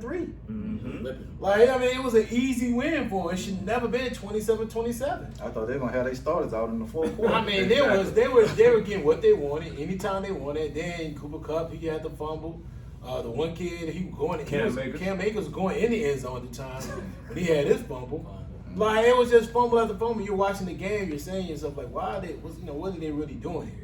They were the better team overall. Mm-hmm. Better offensive scheme, better offensive concept, better offensive talent. OBJ played well. They were getting what they wanted. Running the football well. And Tampa Bay was frustrated. You remember when Tom Brady got that personal foul? Mm-hmm. For yelling at the refs, and then, Sue got a personal foul for going back and forth with Matt Stafford. But then the Rams started doing Ram stuff and literally blew the game. And then it was a great ending. But overall, the game was kind of boring because they were dominated. Yeah. So, I wish that we could have seen. I don't know what type of Rams team we're going to see tomorrow. But, if we'll get into that in a second. But, man, that was just, they should have just kept doing what they were doing. Yeah. And they could have blew the doors off that game. That game should not have been that close. Thanks.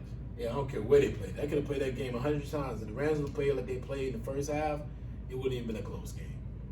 So it just showed me that, sometimes they don't know how to win. They're still trying to figure out how to win big games. I don't care who's the quarterback, whether it's Stafford or Goff. Yeah.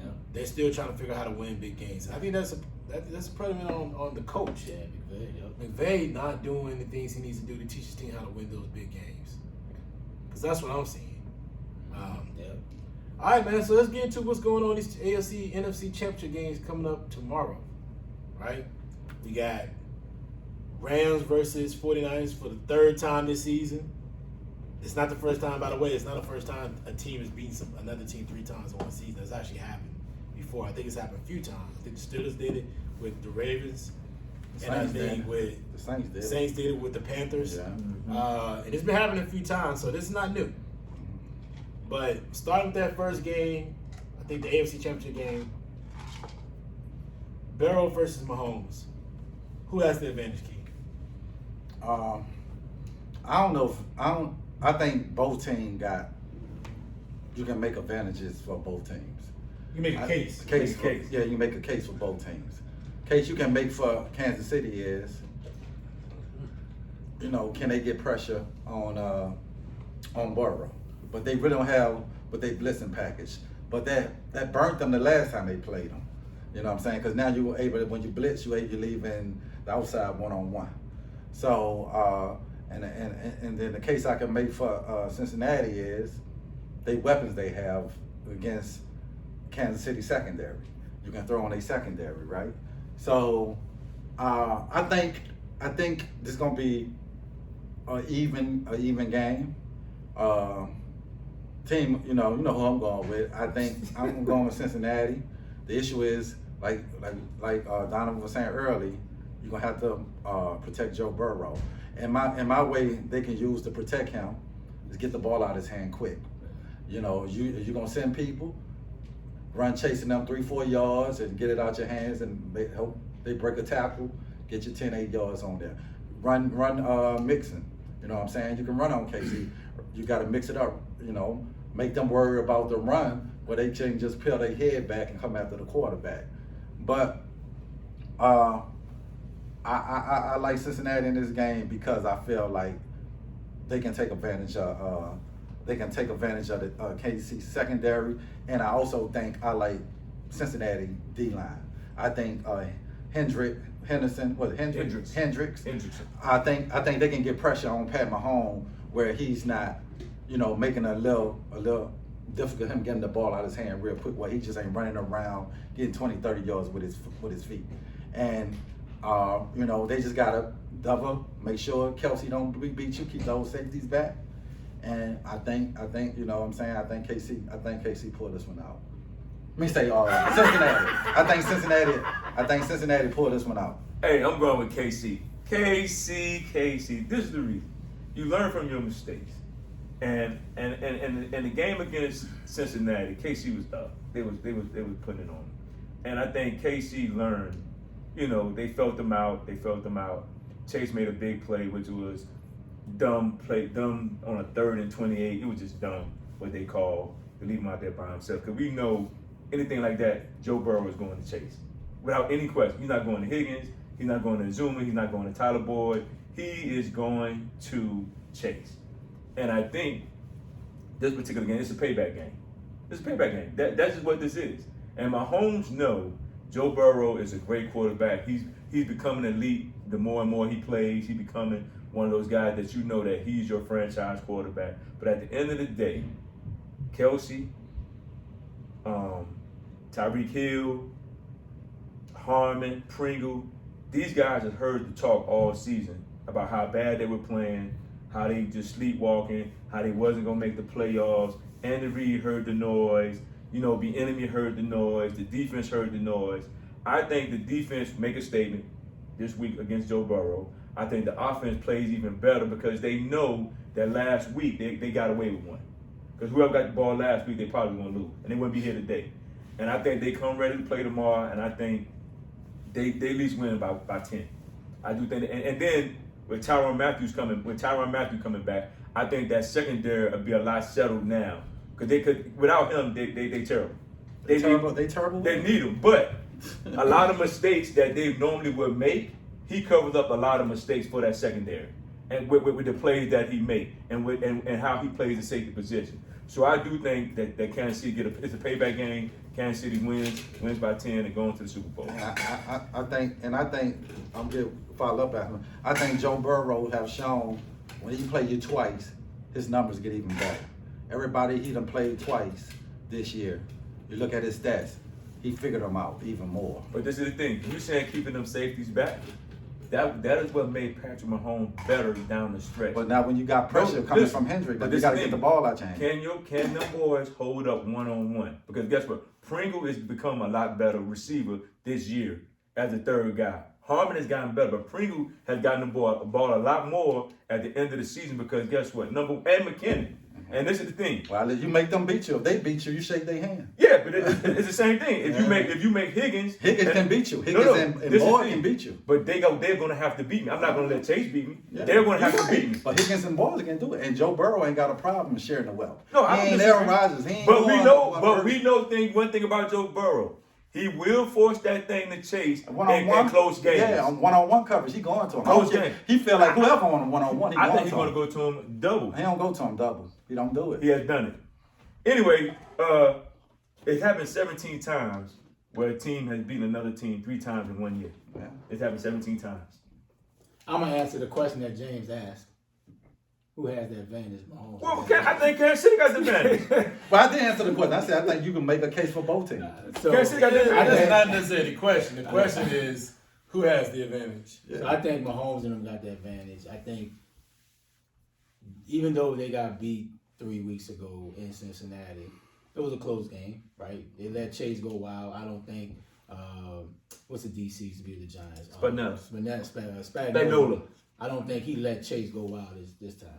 Then being at home, I think the familiarity of being at home is what the 3rd straight year that they've been at home. Mm-hmm. So I think that's why Mahomes has the advantage. He's been there, done that, played in bigger games. Yeah, cool man, Joe. Joe is playing phenomenal, but it's just something about being there in that moment, with everything on the line to go to the Super Bowl. That's why I give the advantage to Mahomes in KC.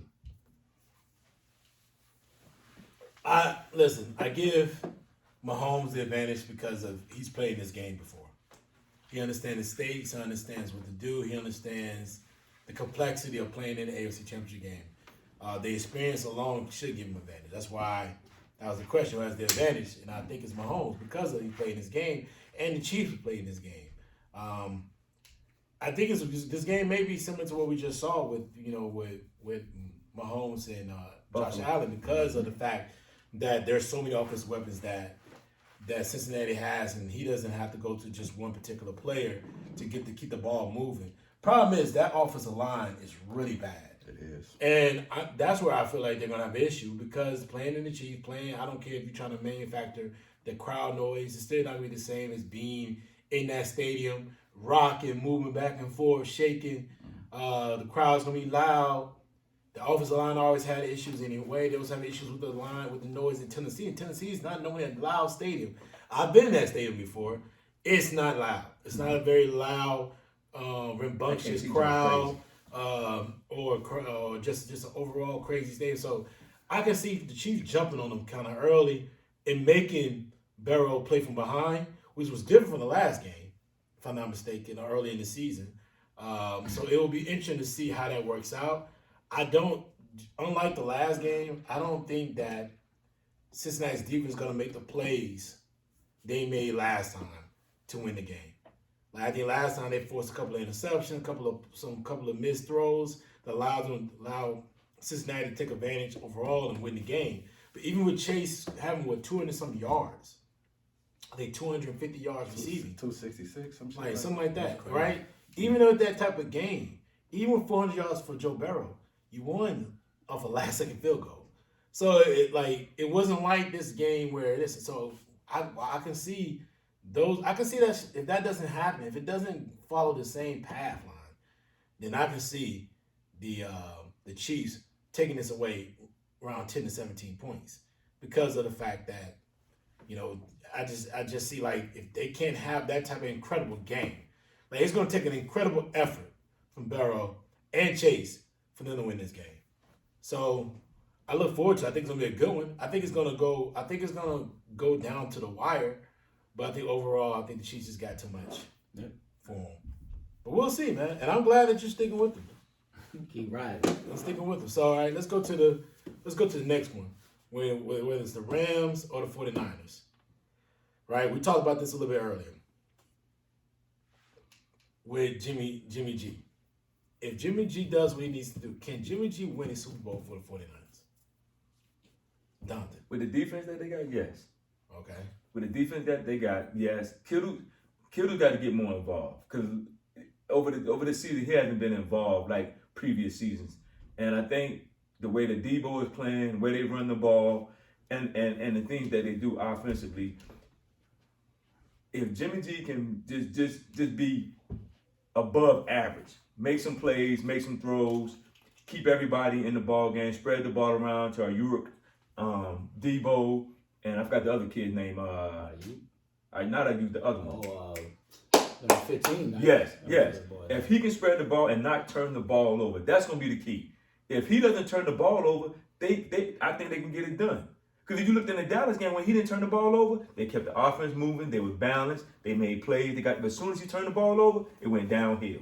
So the key for me with Jimmy G is, if he doesn't turn the ball over and make bonehead mistakes, I think they can get to the Super Bowl and win.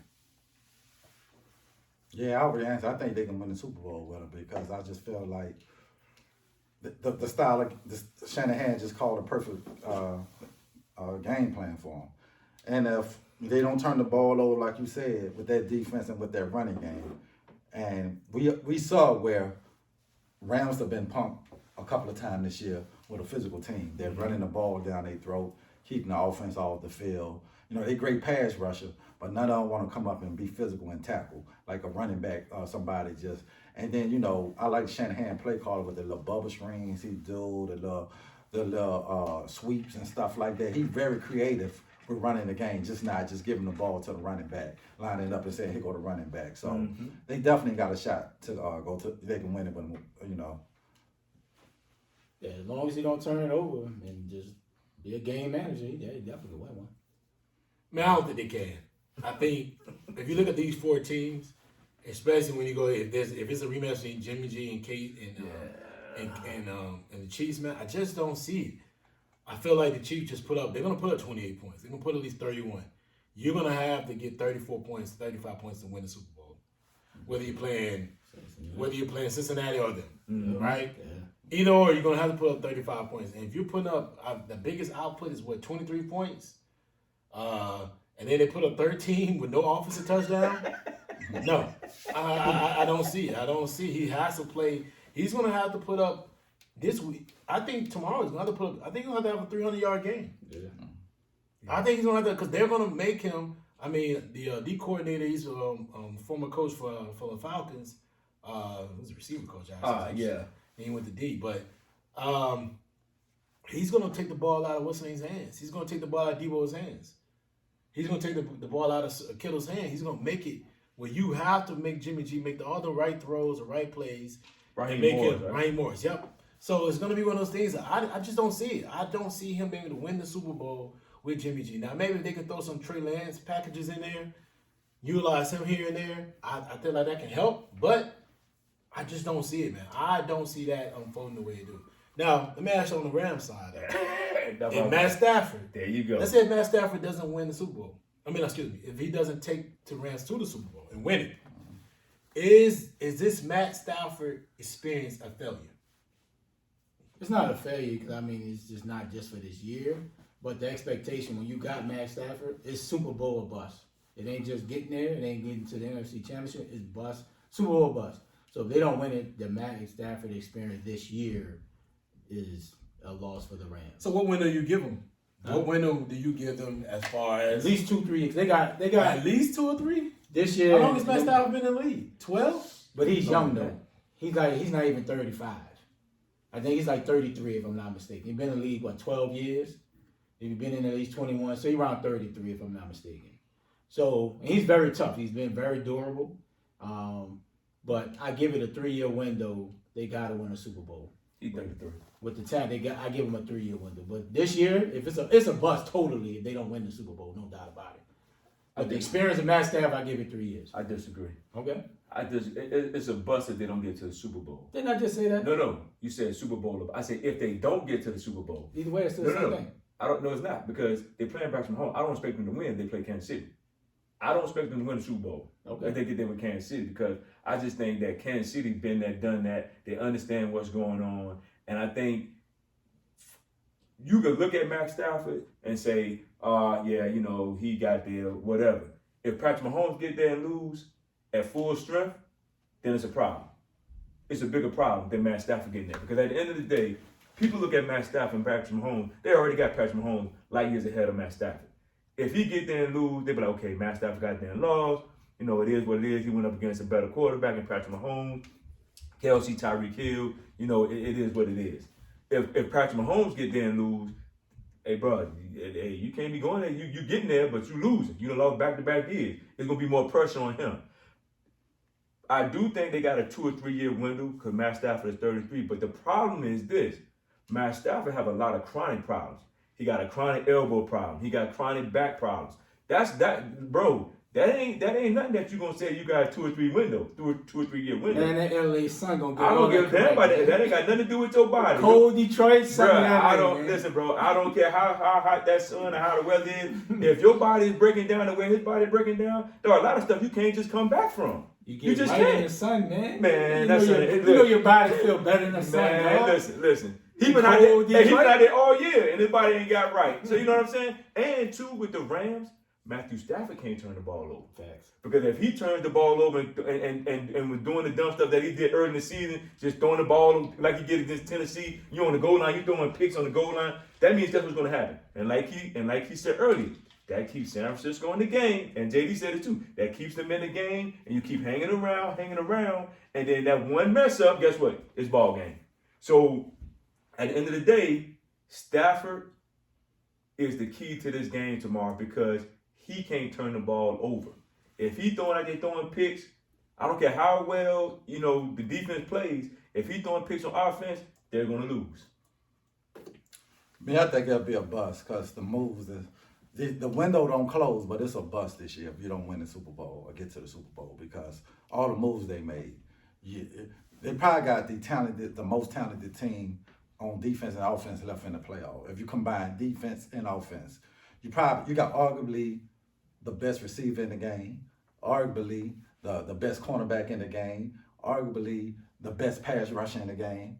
You know what I'm saying? And you went to go get Matthew Stafford to go win a Super Bowl this year, not 3 years later. Because like I said, we can't worry about the future, bro. You never know what's gonna happen 2-3 years later, like Donovan saying, or with injuries or somebody else on your team. So this year's, they got to get it done this year. There's no, you got 3 years left. You can't live in the because like my grandmother used to always say, do what you can do today, don't worry about tomorrow, because tomorrow ain't promised. Mm-hmm. So it's a bust if they don't get to the Super Bowl. Trying to give us that Shannon Sharp wisdom, family wisdom right there. My grandmother's always saying I was saying your grandma saying, we heard you say that my grandma 3 years. Well, bless her heart, my grandmother passed away, 4 years now? 4 years ago. Okay. Yeah, but yeah, you should have been my grandma. I know grandma gave you sorry. She He ain't said nothing about no wisdom. He gave us no words of wisdom yet that you always had. He kept it to himself. But yeah, so to me, it's a buzz, bro. You know, you ain't got Odell. It's nothing they don't have. I agree, man. There's nothing they don't have to win a Super Bowl this year. Yeah. Hands down, they the better team left in the thing from defense to offense. They the best team. They the best team left. KC defense ain't better than theirs. I agree, man. Like, here's the thing. I agree because not only because they have the most talent, which you're absolutely correct. I didn't think about that part. You're absolutely correct on that end. I think it'll be a bust because the Super Bowl's in SoFi Stadium. Yes. Mm-hmm. If they don't win tomorrow and then win the Super Bowl, I mean, what other advantage you gonna have? Yeah. It's going to be in LA. Yeah. You're not going to have to leave your home to go to the Super Bowl. You're going to be able to relax for a week, or do the Super Bowl, be off for a week. Yeah. Practice facilities going to be normal. Your schedule don't have to really change. Sleep in your own bed. Everything sleeping on. Your schedule doesn't change drastically at all. It's all going to be right in front of you at home, right? And you know, even though it's not a home field advantage, like I told y'all, like when I sent y'all a video of when San Fran got that last interception, I was like, yeah, this is not home field advantage. This is, you can hear the other team fans cheering a lot louder, and they're trying to keep tickets from San Francisco San Francisco fans. Whitworth, Stafford might say don't sell the ticket, she'll buy them. Yeah, so they could just, They trying not to get them 49. just so the 49 fans won't be the stack. Which, by the way, listen, you're the newest team in Yeah, Cali. you're the newest team. Those girls, those fans, they're gonna be there. Mm-hmm. Was it like a 45-minute flight or something? It's 50. It's a 50-minute flight from Frisco to first I forgot the name of the airport. I've been there so many times. You gonna have E40 in that Like, joint? and he said, I read online. I heard on the line say, I'm gonna be there. He said, I'm gonna be there. You know what I mean? Like so, Florida water gonna be in there dripped up. and I'm sure he'll be in there in Snoop Suite or somebody's suite, Jay-Z suite, chilling. Somehow I got my quarter water. But man, I look at that and I say, man, like this is if not now, it'll never happen. It'll never happen. Right, because they've always had a very talented team, and now eventually they're gonna have to re-sign a lot of players. I mean, OBJ would be one you have to re-sign. Von Miller be someone you have to re-sign. Cup. Floyd. All them guys, those guys come up to be free agents, so it has to be now. It has to be now. So the urgency needs to be really on standby for that game tomorrow, because like you win the game tomorrow, you don't go anywhere. Yes. That's a big win. I mean, it's humongous, man. So, yeah. If they lose, you got to start looking at McVay with a little, okay, McVay, bro, you got you the hot shot coach. You got all these coaches getting jobs. But, bro, you ain't winning big games. Yeah, but And you can't lose to the 49ers. Was it be six times times in a row, bro? There's gonna be 7 they lose tomorrow. Yeah, 7 times in a row. Yes, sir. And it's not even just that. Not you the big, but you're getting what you want. You say, hey, I need Matt Stafford. Yeah, Okay. yeah. Right. Give you everything. All the players. We give you everything. Yeah, bro. Stan Crawford has been putting up the checks, man. Yeah. Bro. You Can't let this team dominate. Can't let them dominate. Anybody you want, sometimes. they Yeah. got. We When you got- don't that's have what a I'm draft pick to like 2025 Yeah. 2026. You're literally the Lakers saying. Yes. of football. Right. Yeah, so you Right. got to be able to say, all right, here we go. Yes. They better get it done. That's what I Gotta get said. it done, So man. you agree with me, James? This is a bust. If they Yeah, don't man, get it that's done. good. So, all right, man, next up, you know what it is. Yes. It's time for pick'ems. I recorded it. yes, sir. All right, man, so first game up. You know how we do this, where you started, I ended. Rams versus 49ers. Ray, who you got? Them soft ass Rams. I'm gonna go with them, bro. Yeah, I think they break the streak though. D? Hit him with the Rams, baby. And I ain't gonna lie, Ray, I'm on the fence, bro. I'm on the fence, but I'm gonna go with the Rams, bro. I'm gonna go with the Rams. I'm on the fence. I'm on the fence. All right, I know he going to 49ers. 3 in a row? I don't see what they can do to win. The 49ers too physical. The front four is just too physical. They can play in that zone. They can sit back. Man, I mean, I just watch it and I just don't see it. They're gonna play over the top. They're gonna press the sidelines, make Matt Stafford throw in those small windows. I know Jimmy G is a head case. My God, but for some reason, when this kid gets in certain games, certain parts of the game, games, he wins games. Actually, the last game tomorrow. That's the last game. Oh, so yeah. I got him. I got the 49ers win that game. I'm on the fence with that. Some telling me to pick them, but I just feel like they can't beat them 7, bro. Not 7. Somebody got to step up. No, Somebody got to step up. I got them winning. All right, next up, man. Bengals Chief. Ray, who you got? I got the Chiefs. I got KC winning, man. I don't see Bengals going. They're gonna be a good game, but they're gonna score points. But I got KC winning in the shootout. Patty Mahomes, baby. Patty got through that tough one last week. I think this week it's gonna be they put them away. They put things away. Well, I'm going with them 2 gold jackets. My man Burrow gonna be in the locker room with that cigar. Burrow, you trust, huh? Burrow, we trust, man. I just feel like they're gonna be able to do whatever they want on offense. And I feel like KC not gonna get pressured like Tennessee did. I thought Tennessee got a good pass rush. And they did. I mean, they had 9 sacks, so we know they got a good pass. And I don't think Kansas City get 9 sacks. I don't think they might get 3. Okay. But I see Cincinnati winning by 7. Okay. Yeah. Well, I got the Chiefs. I think the Chiefs gonna win this game. I like it. Almost next to last picks of the season when it comes to the NFL, man. Yes, sir. All right, let's do a little NBA conversation right quick. You know, people don't know we're based in Washington D.C. We're in the Washington D.C. area, and we just had one of the greatest NBA meltdowns / comeback in the history of the sport. And if you guys don't know, because you probably don't care, because our team, the local team, the NBA team, you know, they started off well. They're pretty much struggling right now and looking like poop. But it was the Clippers versus the Wizards. The Clippers minus Kawhi, minus PG, minus everybody. Except the backups. Role players. What's that to do from Detroit? What was that? Reggie Jackson. He didn't play either? I don't know. I'm not sure. I don't think so. I'm Jackson. But they were down 35 points, and they came back and won in regulation off a 4-point play. Right? So you're our NBA insider, Key. We'll start off with you on this one.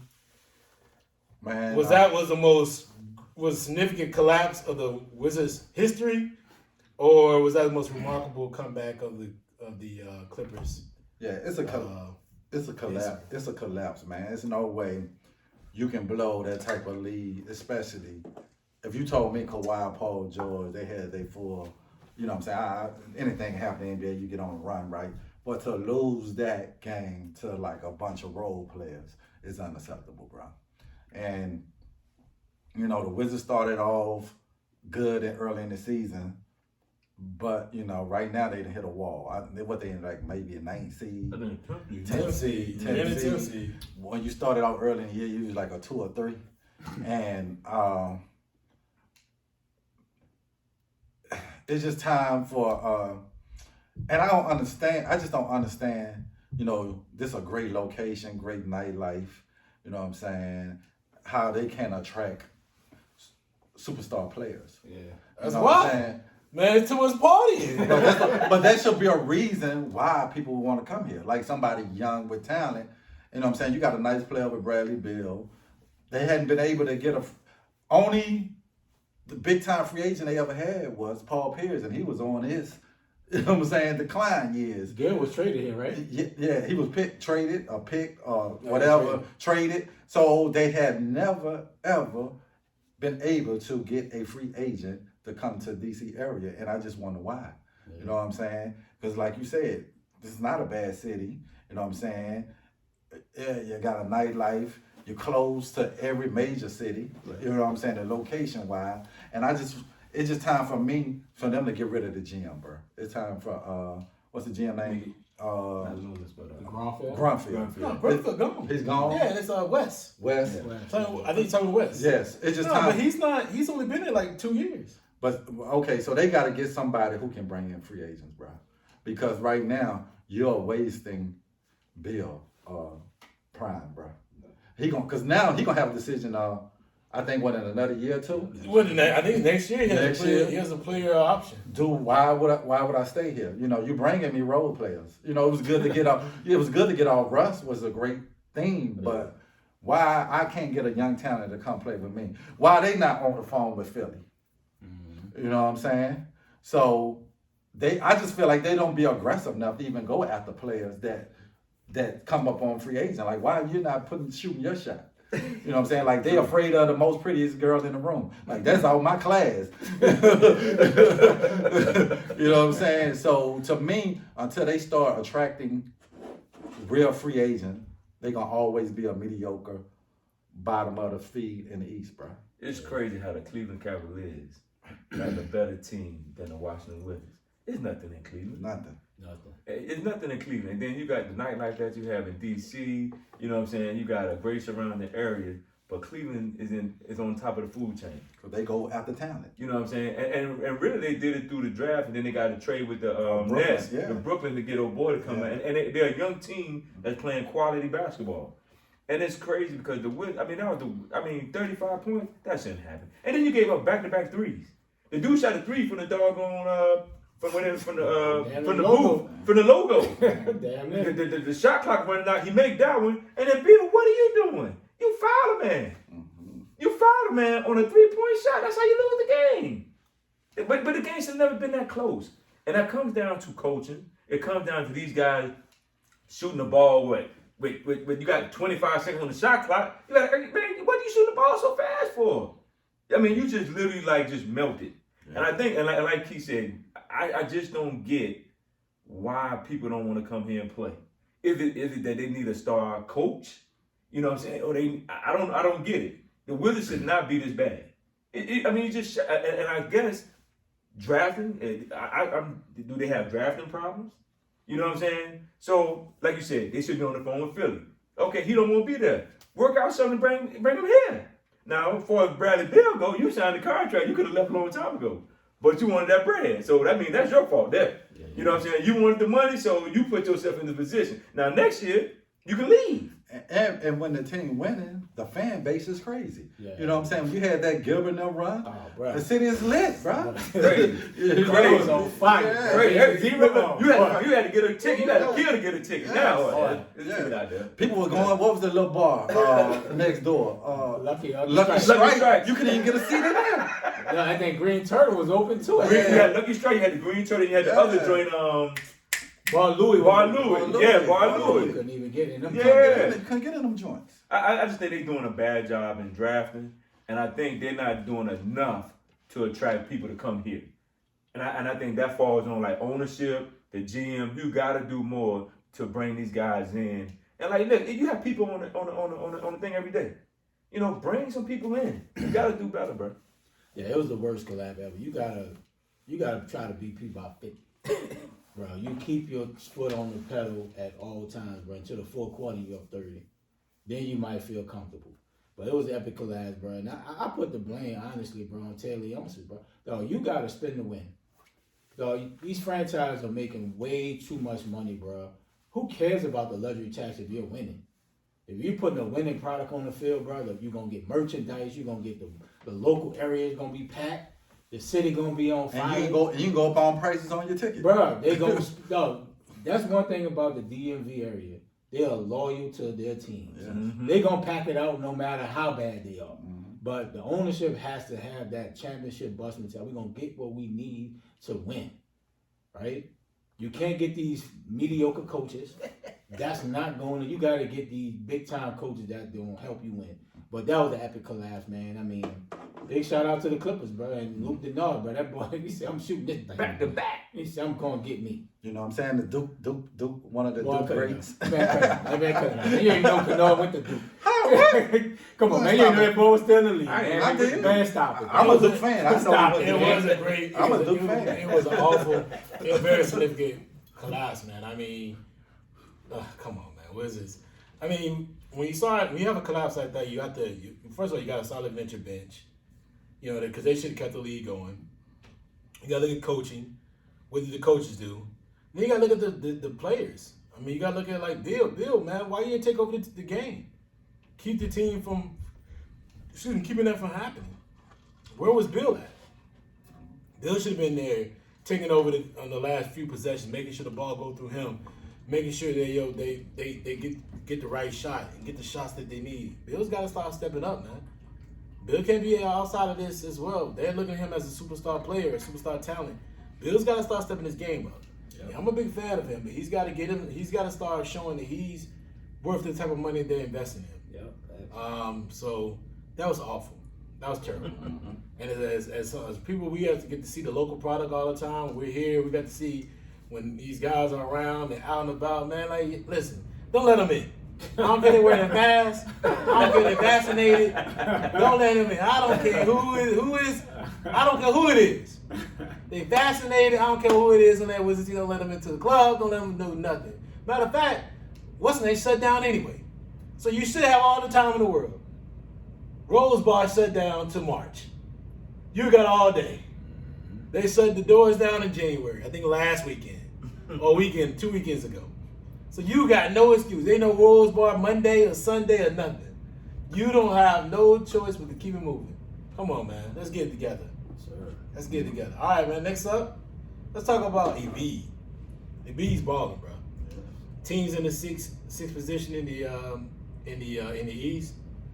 He's playing well. Since he's been back, really honestly, they've been on a nice little tear, playing really well. let's talk about it. Why is he not getting more notoriety as the MVP candidate or as a leading MVP candidate? Then you start off. I think because what happened last year when they had that breakdown against Atlanta, Embiid didn't show up and they tried to put it all on Simmons. And I think Embiid, he has to consistently do it. Now, he's been healthy all season and he's been putting people to sleep. But I think people want to see Outside of COVID. Outside of the COVID, I think he's been healthy and he's been balling. But at the same time, people want to see Embiid do it for a whole year. You know, Embiid has always been the one that can, you know, he'll play well in the season, he'll get hurt, and he's talking slick about everybody else and what he do, and then he'll have games where he didn't show up. And just like with Atlanta, he went like 0 for 12 in the second half. You know, that probably would have won the game and got him moved on. So I think right now, people want to see him do it for a whole year, but also they want to see Embiid do this in the playoffs. Can you produce in the playoffs? It's about you now. It's no Ben Simmons. It's no you the guy. You the guy on the totem pole. So we want to see you take care of business. Can you get your team out of the first round? Can you get your team out of the second round and get to that championship game? Because it's on you. It's just like with Giannis. They put everything on Giannis. Giannis got them where they needed to be. You see what I'm saying? Embiid, you're that guy. You're that guy. You got to get him there. So you got, your team is playing well. You have great role players around you that are doing their job and doing what they're supposed to do. But at the end of the day, anything goes wrong in Philly, it falls on you. Sir. Giannis had to eat it. You got to eat it too. At the end of the day, that's what it is. Yeah, I think it's a slow start that hurt Philly. You know, a lot of people been in and out, been in the 6 seed, but he didn't play almost 20 straight games, probably career high almost. But I think he's definitely the front runner now. People are on notice. Like, he bodying people now, though. That boy was scoring like 29 a game, something like that. So yeah, I think the slow start kind of hurt them. That's why people wasn't giving that buzz. But it's starting to pick up now. I think they definitely gonna be in the top 3, top 4, definitely. Yeah, and I believe with Ray. I think there was a slow start because they're 6 seed. You know, back then they starting to win. They starting to beat the better teams. I know he just got outplayed by AD the other night, but for the most part, you starting to see the buzz pick up a little more. Him, Giannis, KD's still hanging on even though he's been hurt. But I think now, like Ray said, they starting to win. They starting to put together. They starting to climb up. Right now they're a 6 seed, right behind Brooklyn for the 5th seed. So if he keep putting the numbers up and stay healthy the whole year. Because last year he was right there, then I think he got hurt, and then the Joker, and a lot. So I think he just got to keep winning and get it really up to at least a 4th seed. Yeah, and then jump in Miami. And then they'll have a shot. Miami's the best team in the East. Yeah, they the best team. Brooklyn and Yeah, but they can get. But it's only like 2 It's only 2 or 3 games. 2.5 games separating the 6 seed from the 1st seed. Yeah, so it's not. Yeah. It's tight. Yeah. The team can go on a quick run. It's a wrap. So he just got to keep, like I said, get up to a 3rd or 4th seed, and he'll be right there for MVP. It's easy to lose.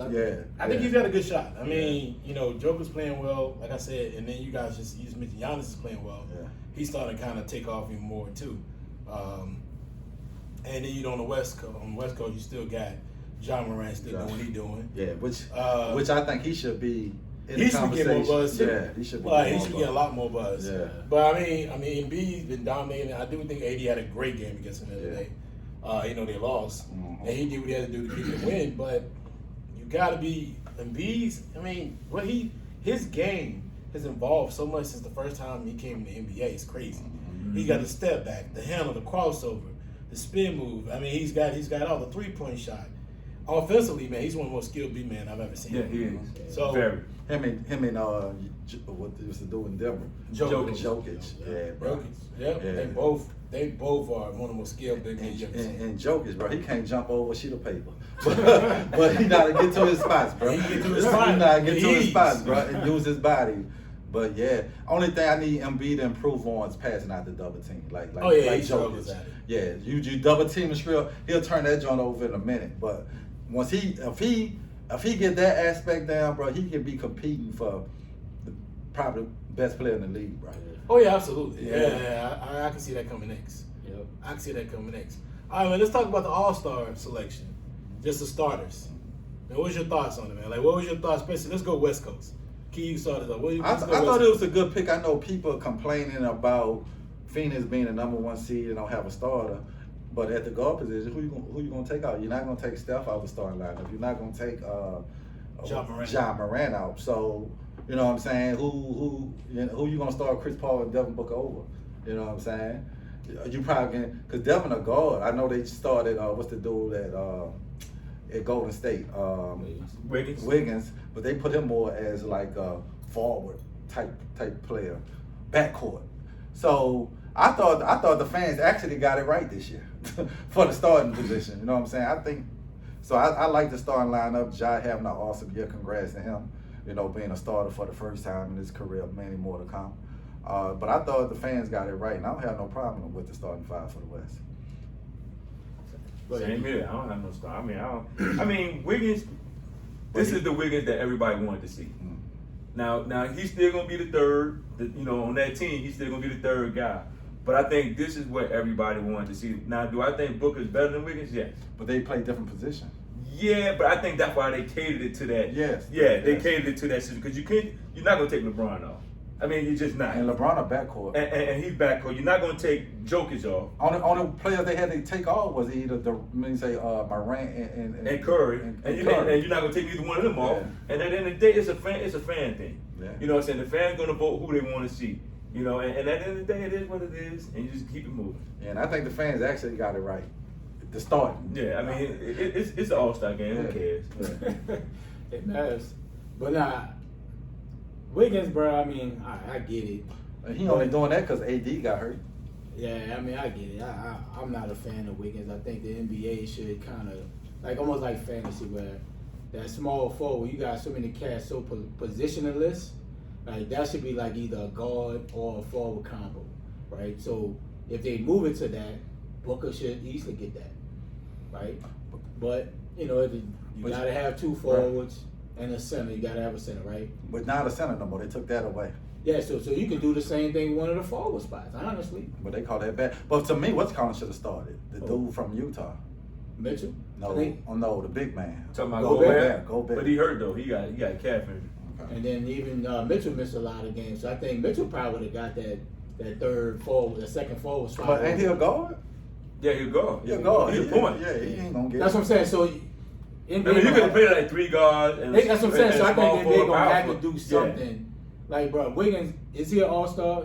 Probably, but not a starter, though. Like, I don't see him as a starter, honestly. But like you said, they got the weird back court and front court. Right, so I think that one forward spot, it should be like a combo where it can be guard forward and whoever get the most votes based on the combination of fans, coaches, and media, players, say that's how they should get that second forward spot. But, it was all right. I just don't like the Wiggins pick, but who else you going to put there? A lot of cats been hurt. Yeah, I thought the Wiggins pick was interesting because it's fans' vote. So basically, he got another push from like some type of artist that is known in Korea or some shit in China or somewhere. So, and it's fan vote. So it was like the China Korean vote that got him over that edge. Like somebody who took a personal liking to him, like, hey, vote for him, and everybody started voting for him.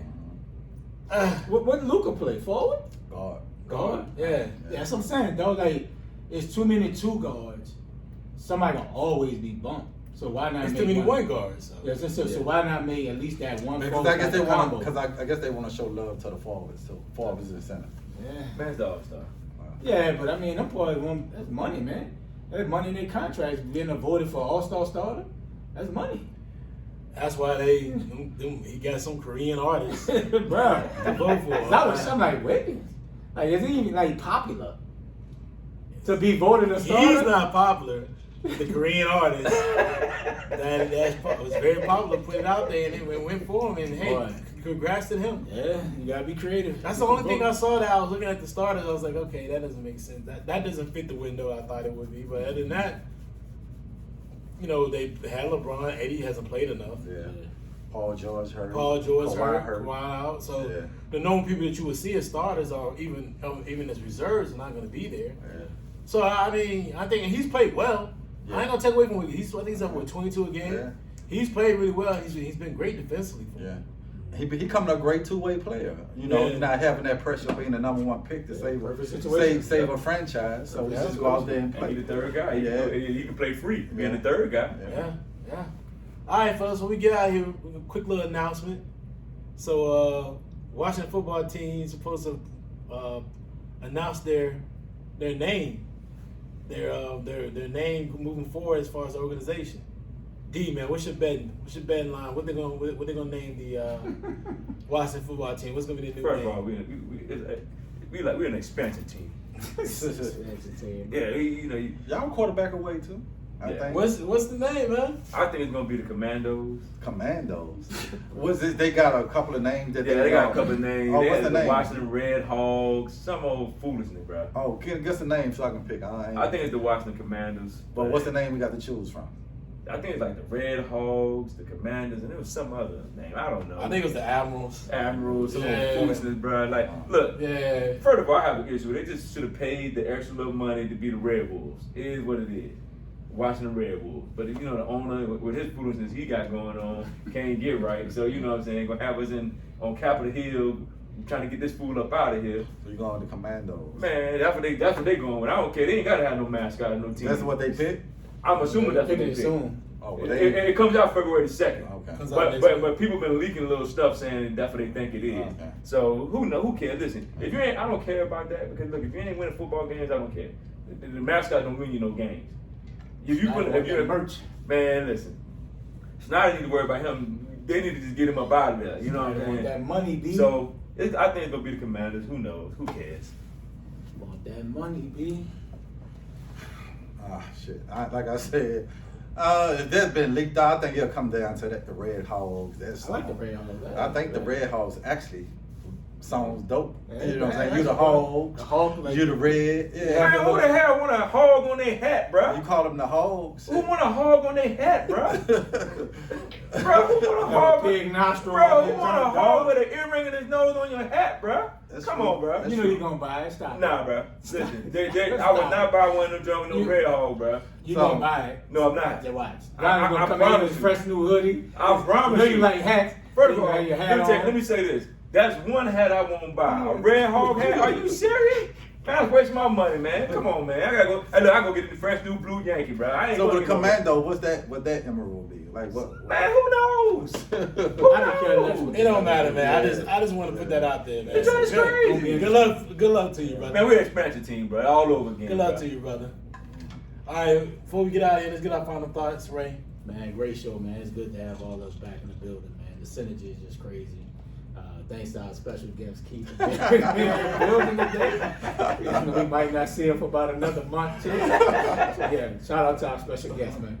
Hey, man, great show today. Like you say, Key back in the building before he goes on another hiatus. But anyway, yeah, great show today, man. Keep it going. We got some things working behind the scenes, trying to get everybody together and get everything, moving forward again. And hey, continue to rock with us. Yeah, great show today, man. It's good to be back with the brothers. Tell Ray, I can't even think of his name. Your boy, shit. New Orleans, man. You can't get it out? Nell, fuck, I can't say Nell's name. Nell, I'm back. You hear me, Nell? I know you're gonna listen to the podcast. Shout out, Nell. I ain't You're like, I ain't heard Kid in a while. Man, we down. Hey, look, you had to get 10 odds. You had to get 10 odds, 330. I couldn't get Nell's name. You downsized it, dog. Yeah, so We ain't got no space. But now I feel good. I came back. It was a lot of content out there today, bro. And I'm looking forward. These NFL games, but I'm looking forward to these games this weekend. Hope they're as great as they was last week. So, yeah. Yeah, man. Glad everybody's here today. Glad we all here safe and sound. Hey, it's been some good games. Big 12 FCC Challenge going on, man. So everybody keep checking that out because I've been watching some good games. I know there's some good games been coming up today anyway. And man, I want to give a special shout out to the HBCU players out here in the HBCU NFL Combine down here in Mobile. Yes, sir. Good luck to you guys. Hopefully you guys do well, time well, and get your opportunity to get drafted or get selected in the NFL, man. So That's what's up. and keep moving forward in your career. So good luck to those players that are going to be out there, that's going to be featured, and hopefully, man, everything works out for you guys. Is today or tomorrow? It's this weekend. Okay. It's going on actually right now. Yeah, that's what's up, bro. And that's good, bro. They shine that light on HBCU. Well, I would prefer they would have been. They had the opportunity to go play actually go in Indianapolis Yeah. at an NFL Combine. But if this is separate, this also gets to get people to view some of those top 10 players that come from some of those programs. Man, listen, I'm glad to see it. And should they make like a HBCU bowl all the top? You know what I'm saying? Like, They have one. They have one. Yeah, they do have a HBCU bowl. Do they televise that? I have no idea. I think we should try to get. They should try to get that televised. But I do agree with James though. You're gonna have an HBCU combine. Why not send them guys out to Indy? Why Yeah. not? I mean, because to me personally, you separating, saying, okay, we got y'all over here, but we got what we want over here. Like, no, put them all together and they might be scared to do that. Well, this is the thing though. They might be This is the scared thing. to do that. Why not do it? Because this is the thing. If you got great athletes over here, and you saying you got great athletes over here, Sometimes- let's put them together. sometimes you you might don't- not like you it. don't- But sometimes this you is the don't thing. want that. You might You not be like like, it. ooh, that But- boy but- fan. But this is the I thing didn't though. see this boy. But this thing. Yeah. That's the whole point. If you want to get the best of the best, Put put 'em them all all together. Well, you're supposed to. I mean, if you're trying to compare talent, how do you do compare and contrast? You put the talent together and see who rises to the Exactly. top. You don't just be like, hey, let's put you guys over here because I would look at the kid, the receiver that played at South Carolina State. I probably would like to see what his measurables and what his numbers and what his abilities look like when it's going against some of the top receivers coming out this year. Exactly. Like he should be right there with them to see what I see what y'all got. This is what I can do too. But you know why? They ain't saying why they ain't doing that. Because if they do that, you don't need a reason to go to the big school. That's the advantage of going to a big school. You don't have to go in this combine. I mean, they're not. That's the reason Yeah, why they're not doing we're it. not just not saying it. It's already a known. It's already a known fact. We don't have to say it. It's a known fact. But that's the reason It's why. a known fact. That's the reason why. Because now, if I do that, what's the perks of going to LSU, Alabama? Yeah, I mean, of you know what I'm course. saying? That's But the we know the fact. We know the reason. Yeah, we know the Is reason. that boy from South Carolina State run fast? No, he's a sophomore. Is he? Yeah. No, he's a red shirt. He's a red shirt. Yeah, He's so a red he, shirt sophomore. yeah. So he could come out. He can leave. I think he's already. If he's a red shirt, if he's a junior in school, he could come I out. think he's declaring. Yeah. Oh, he's declaring? He could come I out. think if so. he You may want to check that, but I think he's declaring. Yeah, if he comes out and he run fast, But that's the he real. drafted second round at least, second, third round most of They don't never want the playing field equal. That's the reason. Because to me, I think there's no point in him coming back. It's no point if you come off the tape he has, and then you go watch that Jackson State game where he dominated. Yeah, bro. Why come back? Go when it's hot. Like, why come back at this point? The last thing they saw you at was dominating Jackson State, who had D1 talent on their team. Like, I'm going out there and just going to work. Facts. No doubt about it. Well, good luck to all those candidates out Oh, there. absolutely, man. Yeah. Yes, sir. Absolutely. All right, man, we out of here.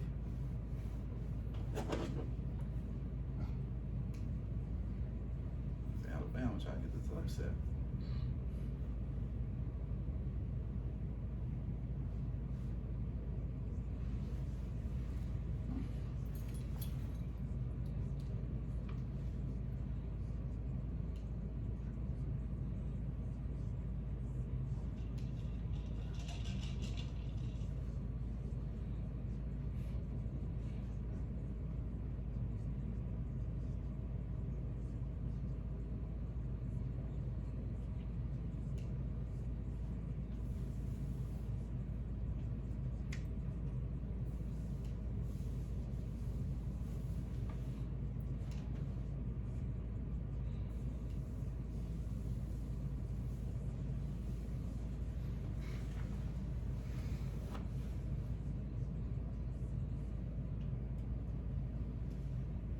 Sir. Yeah, you had lost your phone?